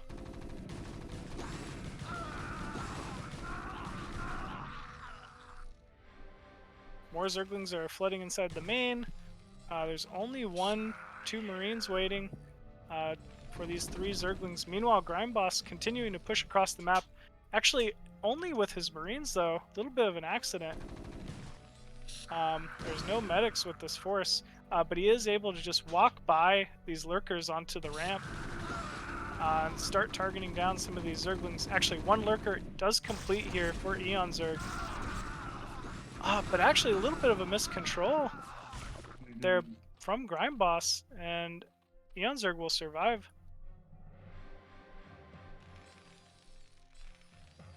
Oh no. That was really unfortunate control there for Grindboss. I feel like he maybe could have done some more damage. Meanwhile, Eonzerg poking at this forward missile turret. That should be able to fall here very quickly. And only 2 scans from Grindboss. No, Grindboss only has 7 Marines here at the natural. Eonzerg is making queens and he's probably trying to go early defiler, but he doesn't have gas in his natural, so I don't know if he will have enough gas to do that. Yeah, I'm not sure. I'm really not sure either. I'm not sure what else he can do. Yeah, I guess maybe Defiler might be possible, but I feel like his drone count's so low. It will take him a very long time to get the Hive Tech, be able to build the Defiler Mound, get Dark Swarm. It's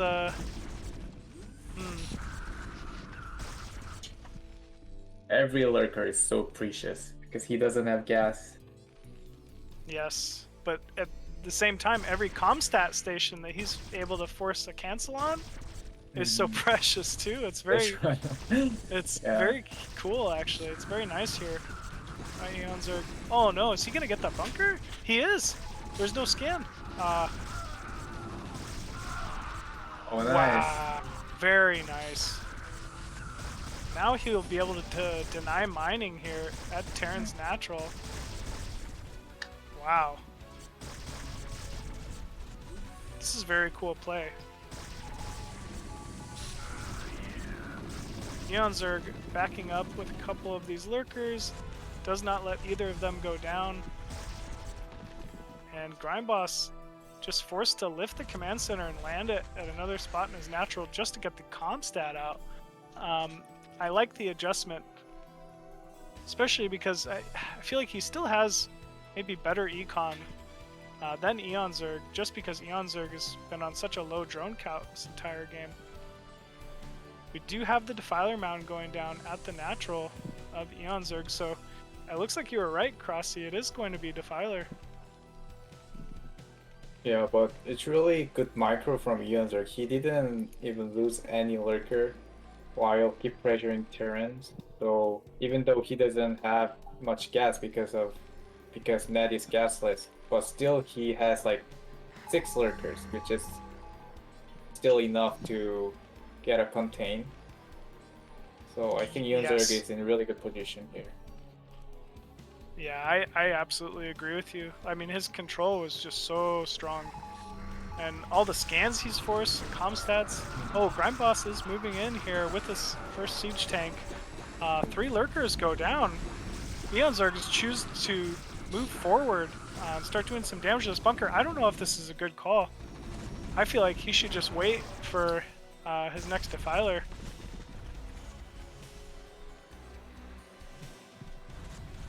I'm pretty sure Grindboss didn't get to scan Zerg's main or natural because he doesn't have any scan. He did scan the Nat and he saw the Defiler Mount. Oh, really? Oh, very nice. Okay. Then Eonzerg is in trouble. We do see a small force moving towards the top of the map. Eonzerg mimicking it, bringing his own force to defend the entrance. And he will be able to get a Dark Swarm and a Lurker down in time to prevent that move out. Meanwhile, there's still no vessel. I don't know. I'm not sure what Grindboss can do about this Defiler at the moment. Ooh, big mine detonation. Oh no! That mine clearing the one of the remaining lurkers here. We do have 1 lurker left for Eonzerg, but unfortunately that was just not the trade Eonzerg was looking for. Does he need mines? Is that what's going to save him? I think so. I think mines was maybe the right call here, knowing you can't quite get vessels out in time. And especially because the unit count is so low for Zerg. Every Zergling even at this point is very precious. Oh, big swarm going down. There is a fire bat, so he could potentially deal damage to this lurker. But opting just to back up is Grindboss. Oh no. A couple more lurkers coming in as well. Oh, they might walk right into mines though. Oh, doesn't matter. Both lurkers very low, but it's not quite enough here. Eonzerg might take it. Yeah, but 2 vultures are harassing Zerg's control here. Oh, it could be better if vultures just went into the main, but yeah, it looks like Zerg is in really good position. Yeah, I think you're right. Eonzerg's actually finally starting a 3rd base too, so he will have another gas eventually. There's just nothing to deal with these Defilers right now. Terran usually on a map with 2 gas would have a vessel out, but really he just doesn't have a way to pick off and retain these Defilers.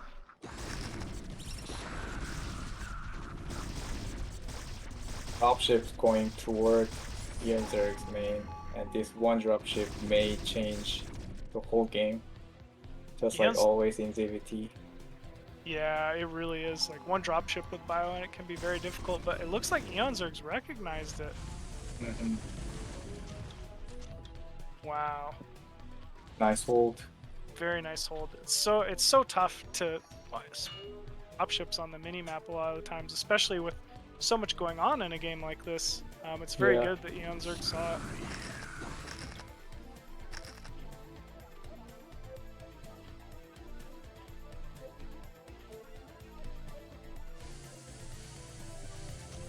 Oh, this dropship though, still being moved around the main. Might be able to get into a good position here.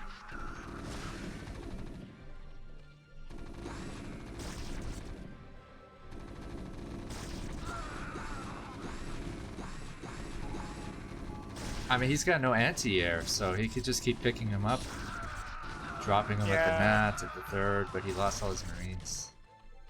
He did. All but one Marine. Actually, every Marine died finally. It did a good amount of damage. It's just not quite enough. Eonzerg just continues this push inside the main. I mean, Grindboss still even getting good trades with these mines, but it's just too constant. You can't let a Zerg keep these defilers for so long. They just trade so efficiently.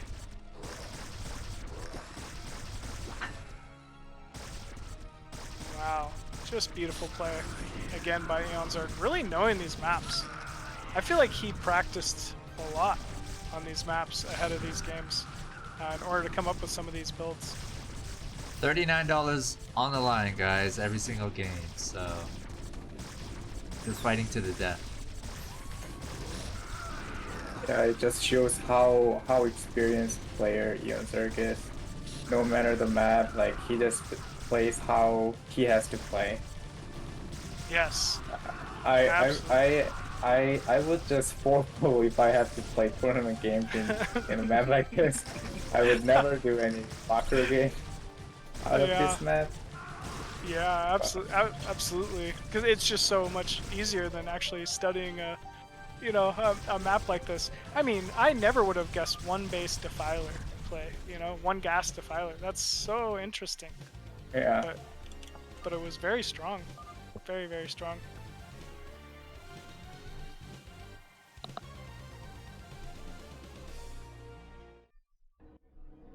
Eonzerg is up. 4-2. 4-2. Yeah, I definitely expected Eonzerg to win this show match, but I absolutely didn't expect him to play so well on the one base gas maps. I mean, I feel like the hard part of this show match for Eonzerg is over with now. And he played very well, and maybe it played to his strengths because he has such good Zergling control, but the rest of these maps should be a little more efficient for him. What is this map, guys? Oh my gosh, Core Hall of Cirrus. I think this map is worse than the... I'm watching it right now and I feel like this map is worse than Nostalgia. What year is this map from, guys? I think you're right. This was, I want to say 2001. Oh my god. Yeah. Yeah, it's been too long. I can't remember. Somehow you remember it. You have. Well, this map was... No, I don't. But this map was popular when I first started to play StarCraft. And that was in like 2001. Like beginning of 2002-ish. So I just remember it because I would practice on this map a lot, actually. Because it was a popular map at one time. And good for Terran. And I was a Terran player back then. So yeah, that's the only reason why I remember. Oh man. 2-player map, right? Or is it 4? It's a 2-player map. The spawns are top left and bottom right, and there's surprisingly a pretty short distance, it feels like, between the mains. It doesn't take very long to get to your opponent's base, but the naturals are very wide, and it's very difficult to defend. So Zergling pressure, I think, actually would be very strong here. And I mean, the last games, Eonzerg seems to lean towards being very aggressive and over controlling Zerglings early on. So, you know, it could be good for him here. I feel like factory play is really strong in this map since you don't have anything to block Vulture because there's no natural, right? Right. So Right. you will have to make like 2 songs each base. Oh, actually, Eonzerg is taking this base over here. I wonder if he can block Vulture or Marine Medics with songs. I don't think he can. Cross, I think you're right. I think it looks to be a little too wide to defend with a sunken. Mhm. And actually, game 1 with Eonzerg and Grindboss was on Azalea, which also had a very wide natural. And Eonzerg just opened 2 hatch Hydralisk and just made a lot of Hydralisks. But actually, 2 racks from Grindboss. I don't know if he'll do that now. Is there any path you can come into the main other than this Eonzerg's natural? Like, is there any like another path where I Terran can move in? I think there is. I think there is to Eonzerg's the bottom left. I think there's a small pathway and a ramp that leads up into his main. Machine still remembers. Yeah, yeah. It's This is it his can be favorite very map. difficult for Zerg to defend. Oh, bunker rush. Looks like it's a bunker rush. 2 racks, sending SCVs. I think this is strong here. The Expo is just so far in front. Is this how many drones you guys want to send when you're getting bunker rushed? Yeah, you want to Yeah, send all but 4 usually. You need to as Zerg, or you can get run over very quickly. Oh, good control though on his drones for now. 3 drones down. 3 drones down.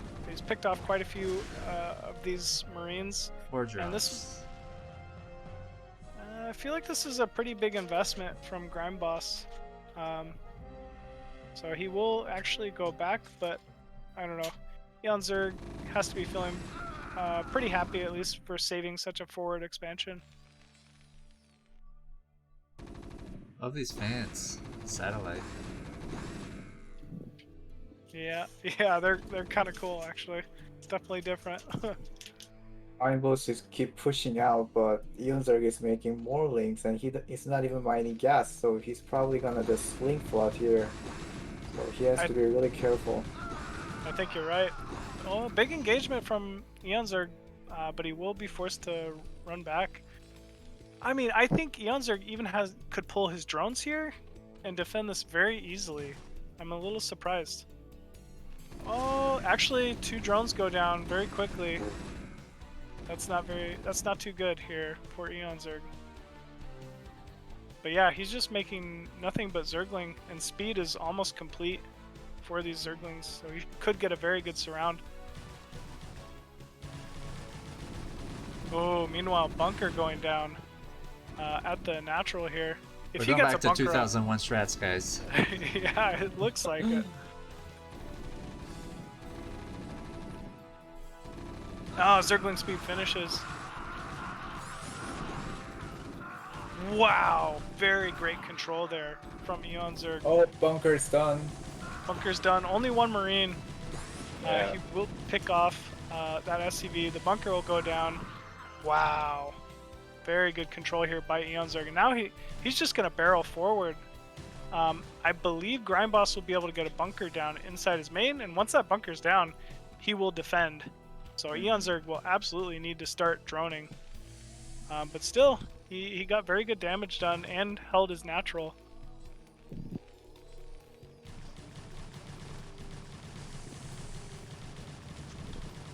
I totally agree with you, but after I saw Eonzerg's games where he like killed Casper with just links, even though fire bats are out, so I'm curious to see how he will play from here. Yeah, I think you're right. I'm pretty interested too. Grindboss does have fire bats now, so it could be Ooh. Could be too much for Eonzerg, I think. Oh, I don't know. Wow. Somehow he's picked off those 2 fire bats, and wow, Eonzerg getting more damage done with these Zerglings. There's no drones though behind this. Oh no. I think he has to kill the Academy or this will start to snowball for Grind Boss's favor. Oh, beautiful control there with the medic block on that Marine.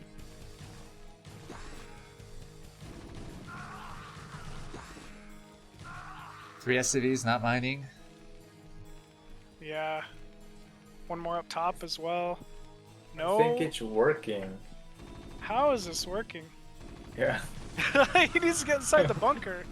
Oh no. If he kills that Academy, it's gonna work. It's nothing to... Yeah, there'll be nothing to defend. He does make one more fire bat and one more medic out of those barracks before the Academy dies, but yeah, I don't know how this is working. Eonzerg just has too good of Zerglings. Yeah. Oh, the fire bat died. Ooh. For nothing. Oh no.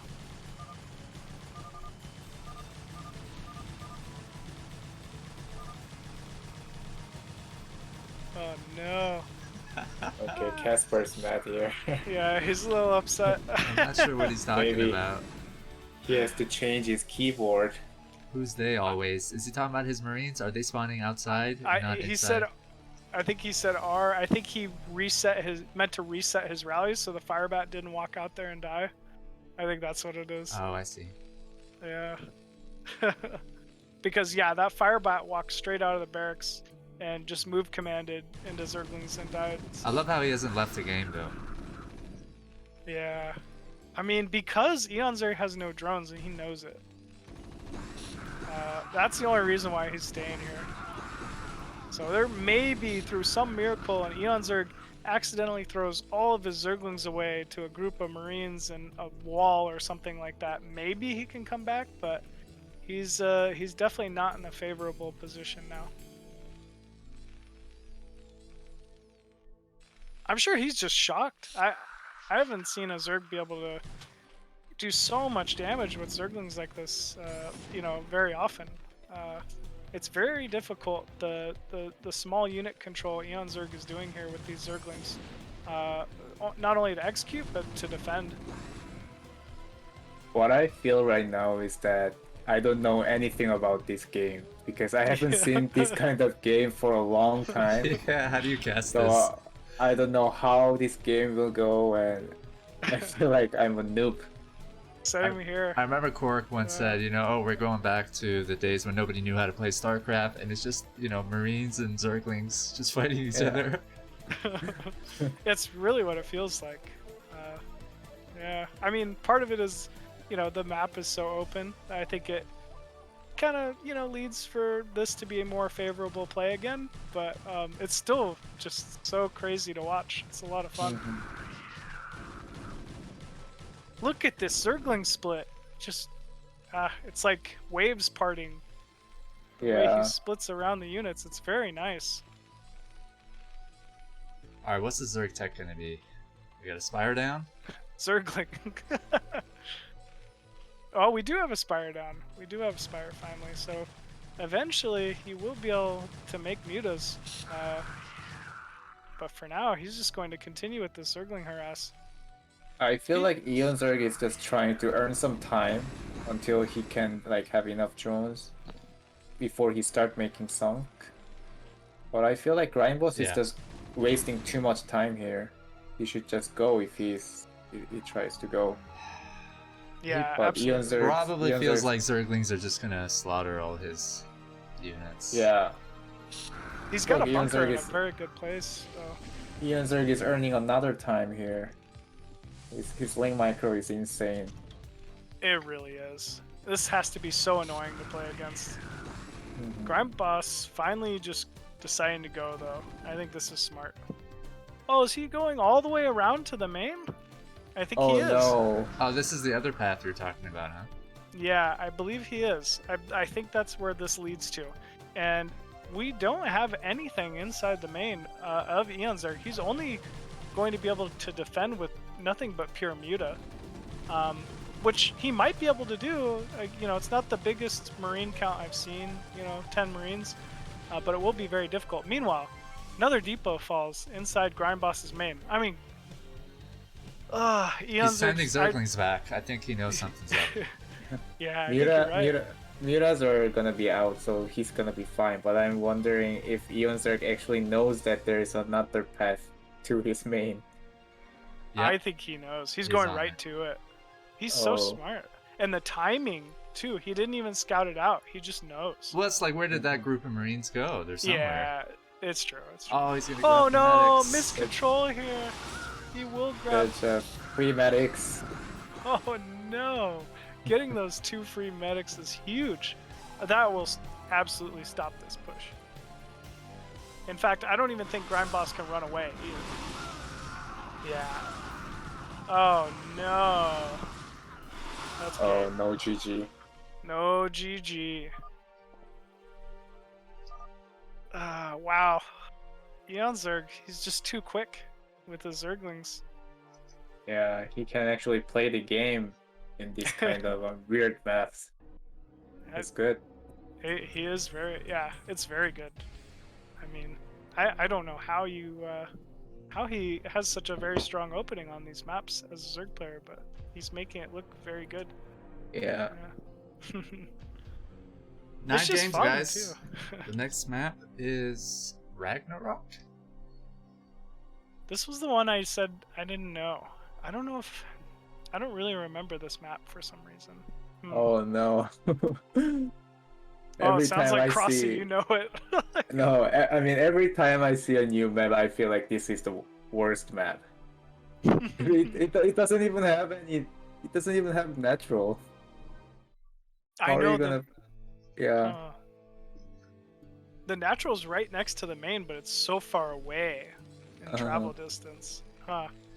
Like, I don't think map makers were in conversations with players back then. Definitely not. And a lot of the maps, if this was like from early days, early days, Blizzard staff were making the maps, right? These weren't Blizzard made. Is that But right? you're right. I mean, really, the only map I can think of that got popularized that was a Blizzard original map is the Lost Temple. But pretty much the majority of all maps in competitive StarCraft have been made by map makers, but it just wasn't as good of a process, I feel like, as it is nowadays. And back then the game was still being figured out, so it was like it's difficult to understand like what exactly a map could and should have. Right. But yeah, it's cool. I don't remember this map at all. Cross, do you I can't remember find a this map? Wikipedia article on this map. No, I don't know anything about this map. I'm interested who made it, but Me either. can't but find an still, article on it. it looks very interesting. The natural is so far away from the main that it's. I feel like it's going to be very difficult for Zerg and Terran really to defend. Maybe Terran less so. But still, it's going to be a little different. Eonzerg has made $273 Showmatch. so much so far, guys. Oh, Nice. wow. Good for him. He earned it. Yeah, big shout out to Leo and Rustbrain for giving this opportunity to foreign players. Means a lot to them, and you can tell they're in a pretty good mood.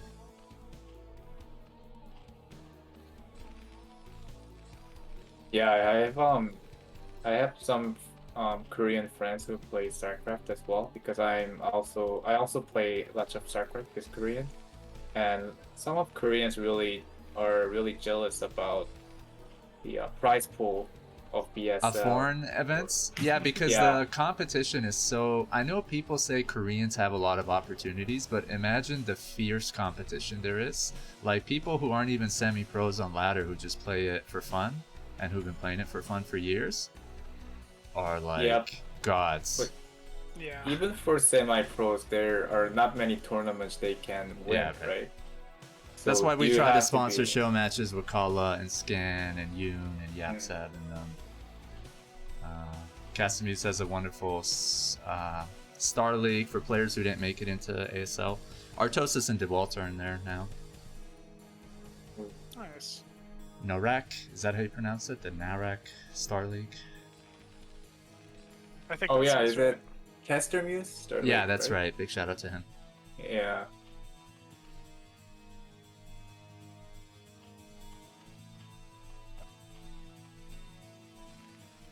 So he's actually going for 12 to two-head Slayer, but I'm wondering how Eonzerg is gonna hold Marine Medic push. Same. The natural is so far away from the main, and there's Yeah. no creep. It's not like you can defend it with sunken.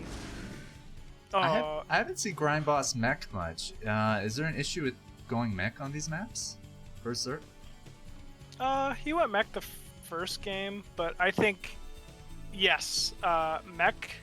You need to have a second gas if you're gonna open mech, and so none of the, the maps other than the original like Azalea one have really had that natural gas that could easily take. So that's probably why he hasn't been opening as much mech.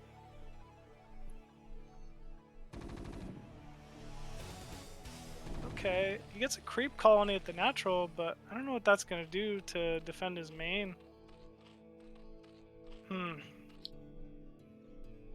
And he's got nothing in his main, but Marine Medics are coming down to Oh, his but main. Grind Boss, what does he do? He doesn't go into the main. I guess goes to because where he there's could a defend sunken. with drones. Yeah, it goes to where there's a sunken, which is, I mean, that's good news for Eonzerg here. Eonzerg really has to just shadow these Marines with the Zerglings if he wants to defend. Ooh. Going into the main here, there is no sunken. One creep colony just now starting, but I don't like the placement. He could just pick off the Spire. This type of map you want to hatch maybe sometimes on the ramp, so it gives cover to your natural choke too, and your main map. But then you wouldn't be able to expand it your natural for a while. Exactly. And you really need the resources. I feel like Grind Boss is rushing too much. Because he doesn't have to go in like this, he just has to wait until he gets more bioballs. Right. And he just keeps throwing his units and then gives chance to Eonzerg. Honestly, you just called it because you were talking while he attacked, and I thought he had won there, but prophesize what just happened there. Well, he picked off the Spire. That wasn't a cancel on the Spire either for Eonzerg. So I think that's a very big, it's a blow. It was worth it? I don't know if it was worth it, but it might have been.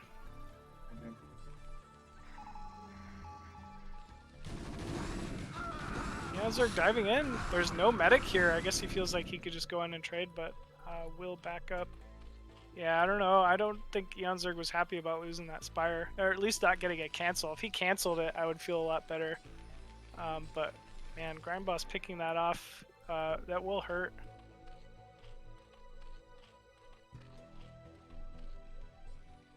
Who's winning right now, guys?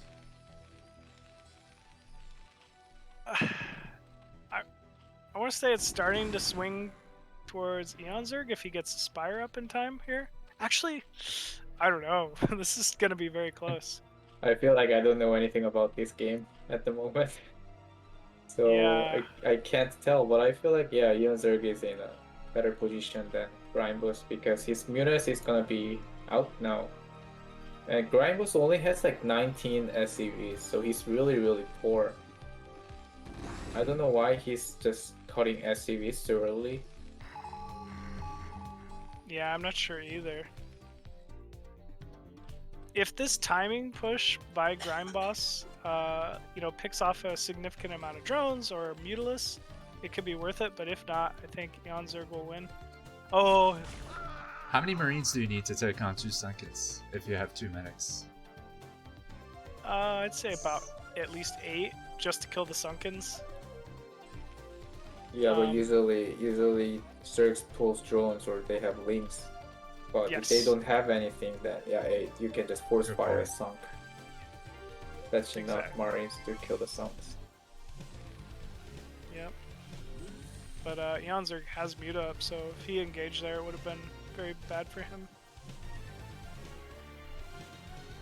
Eonzerg got 2 sunk each base, and so he can just go to Casper's main, and then it seems like that mineral line in Casper's main seems like really weak against Muta Harass. So 7 Mutas can one-shot SCV, so if Eonzerg goes there and kills some SCV, Grindboss only has 19 SCV, so he's gonna be in a... Casper is gonna be in trouble. It'd be nice to do an eraser at Zerg's Nat and main because the mineral lines are so close to each other that the vessels would just have to slightly move up. Yeah, oh, Valkyrie's out. That's nice.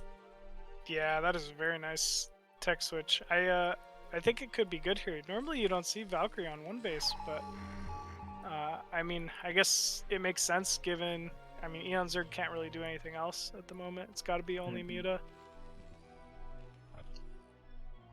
And ZVT, do you want to upgrade your air attack?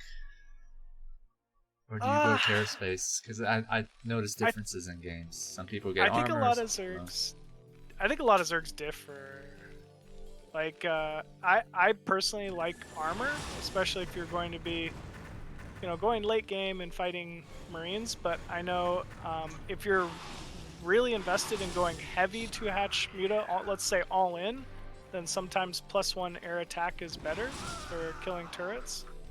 Does that sound right, Crossy? Yeah, that's right. If you just wanna make small number of mutas, like maybe 11 in total, in general, and then make drones after, then you probably wanna go +1 carapace.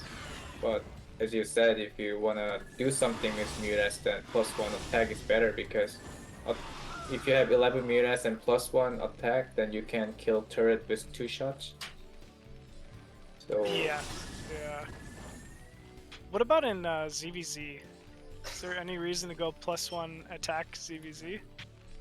+1 attack, you go +1 attack when you are low eco, and if you're in a really good position, like if you went 12 edge and other player is 12 pulled, and if you have eco advantage, then +1 carry is always better. But sometimes if you wanna do something when you're in like 12 pull against 12 pull position and you feel like you're behind, so you wanna do something different to change the game, then you go +1 attack and then stay home, because +1, if you have +1 attack, it kills Scourges really well. So if you're in a low eco situation, usually Zergs have lots of Scourges, so +1 attack kills Scourges really well. So Got it. That makes sense. I had heard that before. I hadn't really tried +1 attack against Scourges, but I'll have to try that out. Lurker tech.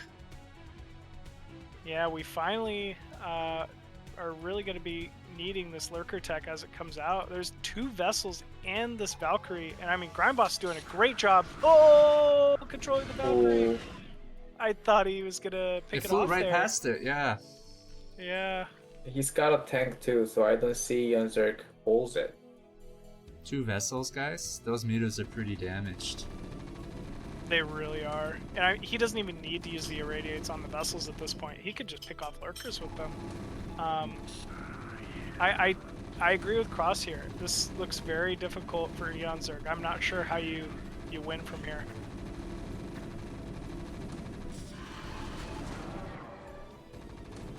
He's gonna lose all his lurkers. And all the Muta. Oof. Oh, actually, that lurker doing a little more damage than I thought, but still. I don't know how it happened. One lurker killed like how many Marines? Like 8 Marines. Yeah, 8 Marines. I thought it was not even going to kill a single Marine. That was bizarre. And Casper's Valkyrie was on that one lurker, so he couldn't force fire that lurker. Oh boy. We have a couple lurkers coming in from behind here, but siege tanks are set up, pecking away at the spire, and lone sunken colony. There's already a bunker up. I'm not sure what Eon can really do to break this hold at the moment. Actually, I say that and both tanks go down somehow. right before the last remaining lurker in Zergling's Fall. Still, this is a very strong spot here for Grime Boss. This bunker should continue to be able to do some damage. Oh no! Eonzerg might catch this low health vessel. Very big pickoff, actually, from Eonzerg. GG. I don't know Forced why to he GG GG'd. I think this siege tank getting across the map. I think Eonzerg was just too low econ, too low tech. He wouldn't have had a counter, and the siege tank would have been able to kill off the main and the natural. I mean, Yeah, he totally just agree. wouldn't die. I thought he might come back from that. I mean, maybe I wouldn't have left quite so quick. Like I feel like was getting himself out of worse positions earlier on in this series for sure. But maybe he just wanted to put it past him and get on to the next game. That's what I love about watching Eonzerg. Like, he's badly hurt, but in my mind, I'm thinking he's gonna be all right. Like, this guy's phenomenally good at coming back. He's done it over and over again, if not just dominating the whole game. But yeah, that one he just decided to quit. Yeah, I couldn't agree with you more. Like Eonzerg really scrappy. Like that's actually just a good way to describe him. He basically thrives in these low econ, high pressure, like small unit control situations. He's just very consistent with that, for sure.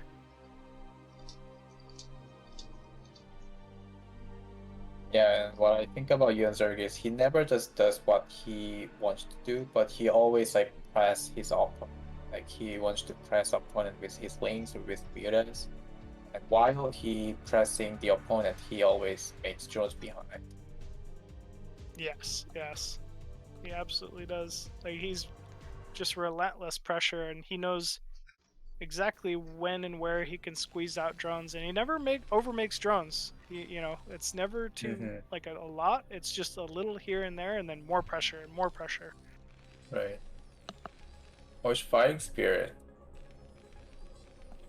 Yeah, finally. If Eonzerg wins this, then Machine got the prediction right. I think he guessed 6-3 for Eon. Yeah, Oh, I did. really? I did. I guess 6-3 for Eon. Not that Casper couldn't beat Eonzerg, but when I watch a lot of Eonzerg play, and I just think he's very strong. I think he might be considered the favorite here. Yeah. We'll see if he can do it. I feel like Fighting Spirit is a great map for Zerg. There are plenty of third bases to choose from. All have Vespian geysers at them. There are ramps leading into the main that make defending bases with burrowed lurkers very, very easy.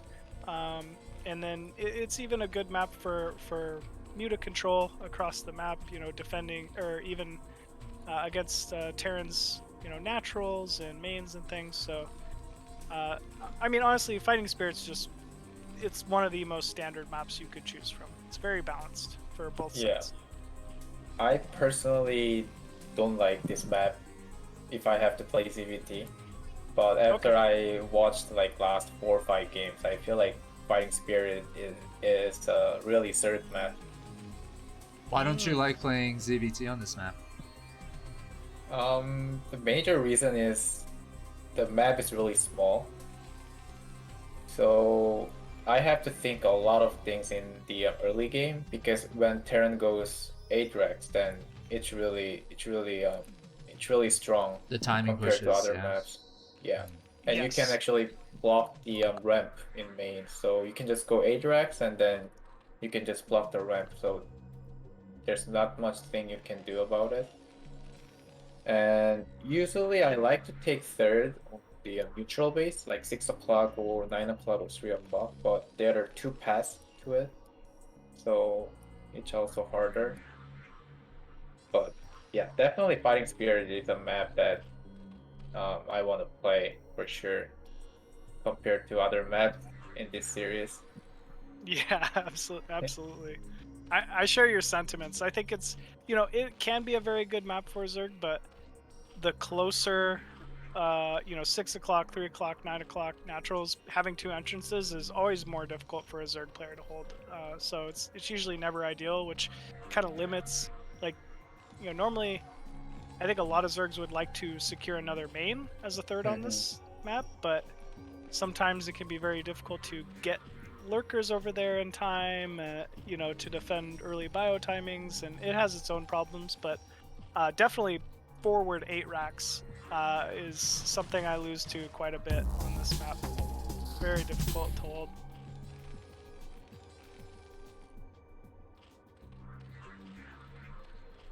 And I feel like in Fighting Spirit, if you're in a vertical spawn like this, then the bases are really close, 1 o'clock and 7 o'clock. So best academy into 2 racks is actually really strong in this position. But Grind Boss is going for +1 here.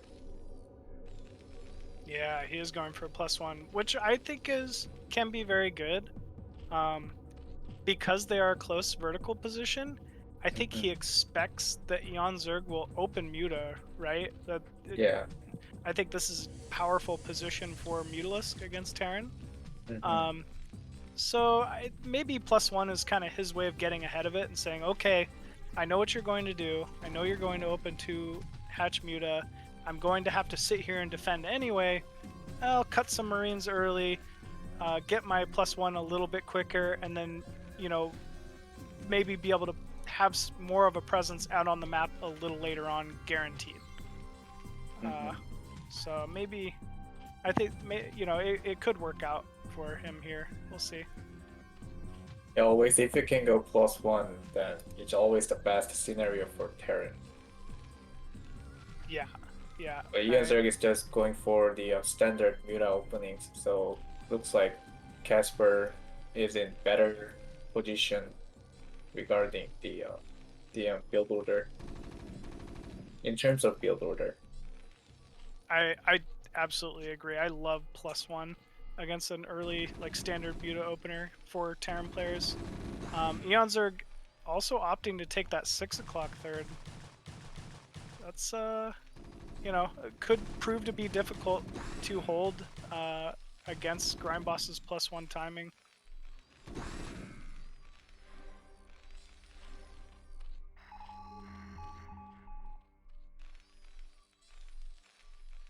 So first 6 Mutalisks are being built here for Eonzerg. He does have a third base down. We'll probably be looking to take the third gas very shortly here. Meanwhile, Grindboss's 4th barracks is completing.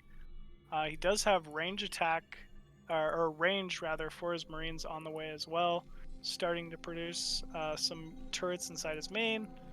But we'll see what Eonzerg can get done here with these first 6 Muta.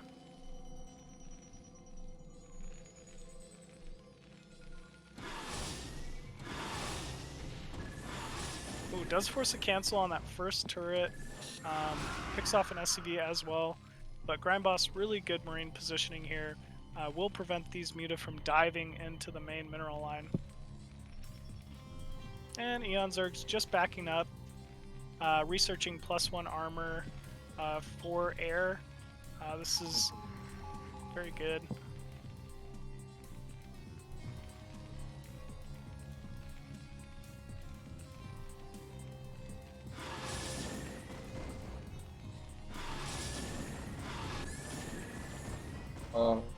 I don't know. I don't know why Casper is still staying at home at the moment.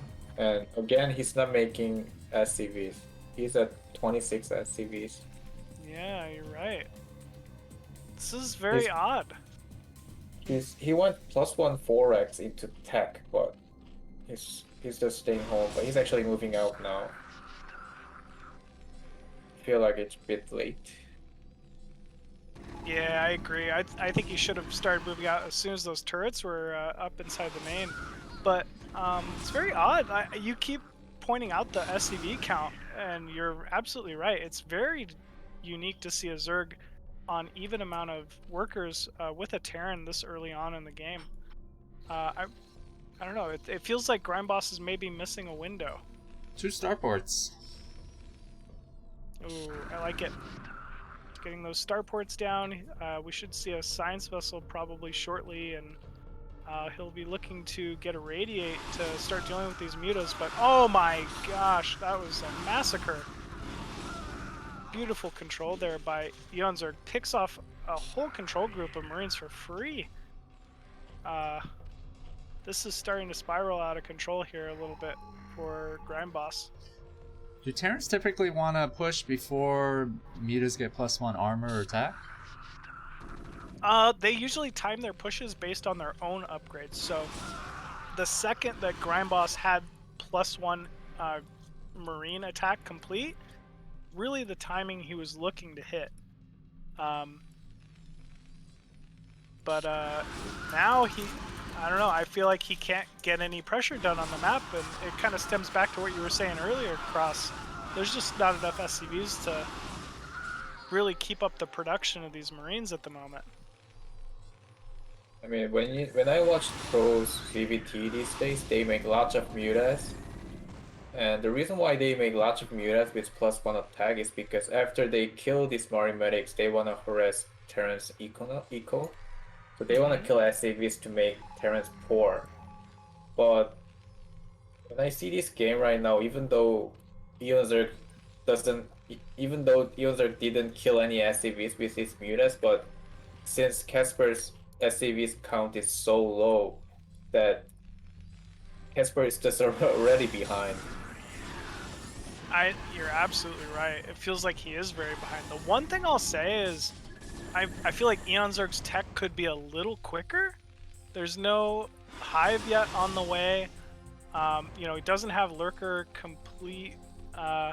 He's just happy with nothing but Muta here. Yeah, you think he was trying to just overwhelm Grindboss with mass mutas? He does seem to have a lot of them, but they're badly damaged, and I don't think they can get the job done.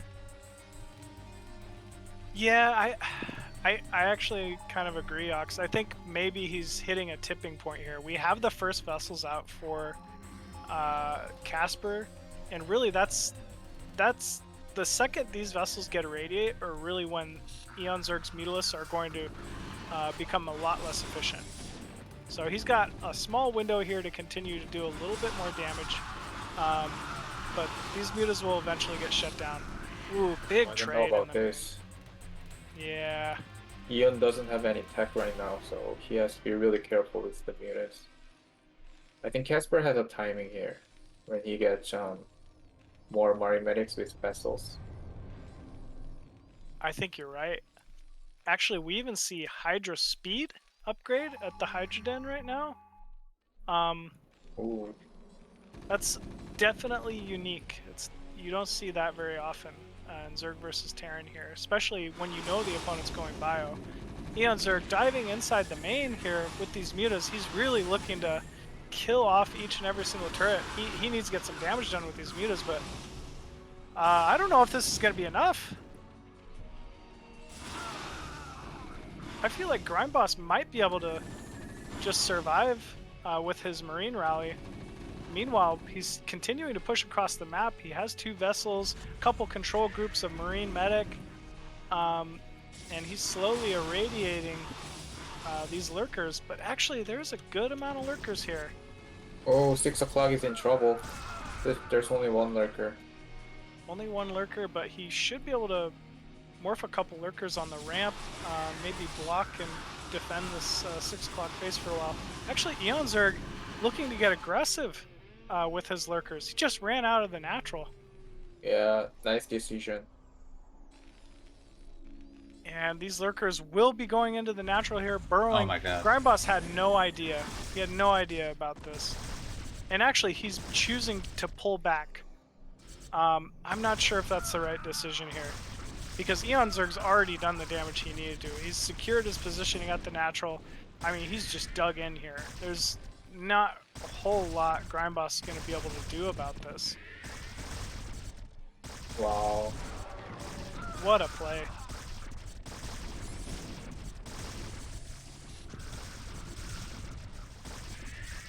Casper doesn't even have any money to make Marines while making vessels, just because he doesn't have enough SCVs. And that's like a snowball from the beginning. Yes, exactly what it is. It's like a snowball from the beginning of the game. I mean, it's just slowly teetering into Eonzerg's favor here. We'll get the surround on these final remaining lurkers, but actually Eonzerg meeting it with a force from behind. Oh my gosh, there's just so many lurkers. Wow.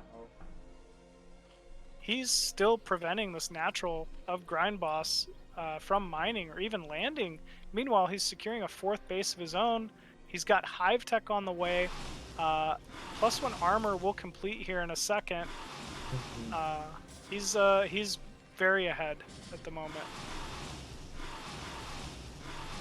Yeah, I think it's over. I think the saving grace for Grind Boss here is going to be his vessel count. The one thing that's a little difficult with Hydra Lurker against Terran is really just being able to retain vessel kills here. And as this game continues, these vessels will start stacking up a lot of irradiate kills on Lurkers and other more expensive units from Zerg. Maybe if he gets enough vessels out and keeps them alive, he might be able to start turning this, but it'll be very difficult from here, obviously. Yeah, I totally agree. Meanwhile, we have a Defiler Mound down inside the main of Eonzerg, slowly going towards that Dark Swarm tech, which is very critical for Zerg to be able to survive mid-late game.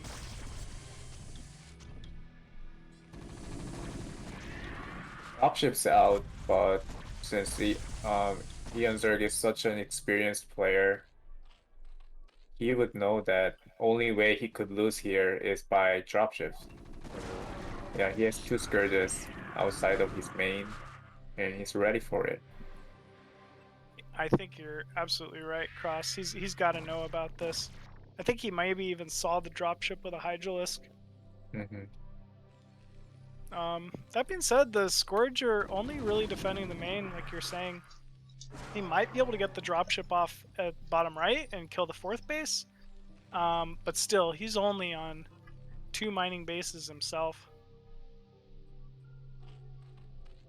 There's no coming back from this, right? Yeah, even though he kills Eonzerg's 4th base and 6 o'clock as well, but his Defiler is on his way. So I don't see any way Casper can win this.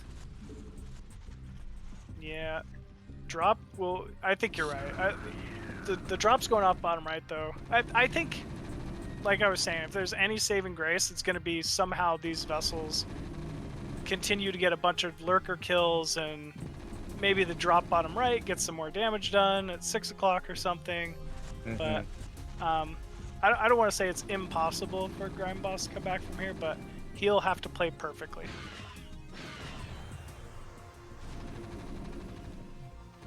And here we go, Defiler's coming in, Dark Swarm going down on that Lurker.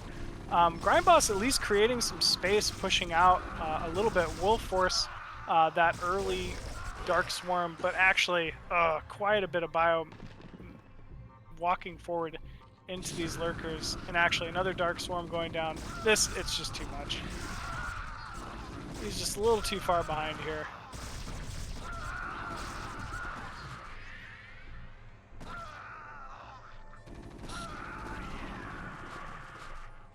And he has picked off all the Defilers, but obviously lost quite a bit of bio for the trade. And Eonzerg's still on 3 base, Hive Tech, he's got very good econ. He's just starving Casper out at this point. How much energy does Vessel need to irradiate? Is it 75? It's 75, yeah, 75 energy. Yeah, it's a significant amount for vessels, but I mean it's obviously a very good spell too. Where did his second CC go? Did it? I think he burned down. He was trying to float it over the natural, and Eonzerg was able to pick it off with Hydralisk, actually. Yeah, he's slow. Yeah, it is. He's slow. there's nothing you can do at this point. The Defilers have gotten too much value here. Oh, but Oh boy. he doesn't have a Defiler, but just too many units. All right, Yeah. so Machine's prediction. Wow, I guess I called it. I don't know. I knew it was gonna be a pretty good series. I knew it was gonna be pretty close. I didn't expect Eonzerg to win quite as many on the one gas space maps, but man, hats off to him. He played very well. $234 goes to Eonzerg. Not For him? bad. 117 for Casper. I want to thank them both for participating in the Showmatch series. Those were fun games. I think there's a lot of events that already have like standard maps that are in ladder pools and stuff, and it's cool to get a little break from that. Other events.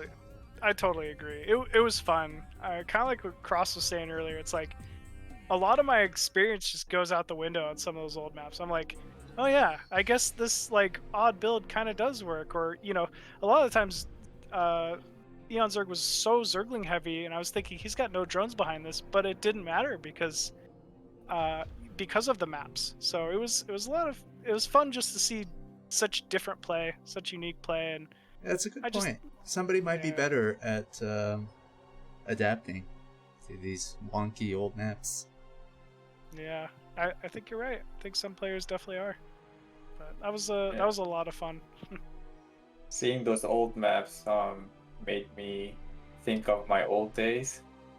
Yes. But I liked it. It made me smile. But definitely, I don't want to play those maps. Still. All right, we might not subject you to that, but we will invite you to co-cast future events. Thank you so much, Cross, for joining, and Machine. That was fun. Big shout out to Leo for sponsoring these show matches, along with Rusbrain and Esport Fund. Yeah, that was a lot of fun. Thank you very much for having me, Ox, and thank you, Cross, for casting with me. It was a lot of fun. I hope we get to cast again soon. Same here. Thank you so much, guys. It was really fun. For sure, guys. We got more Leo show matches in the future.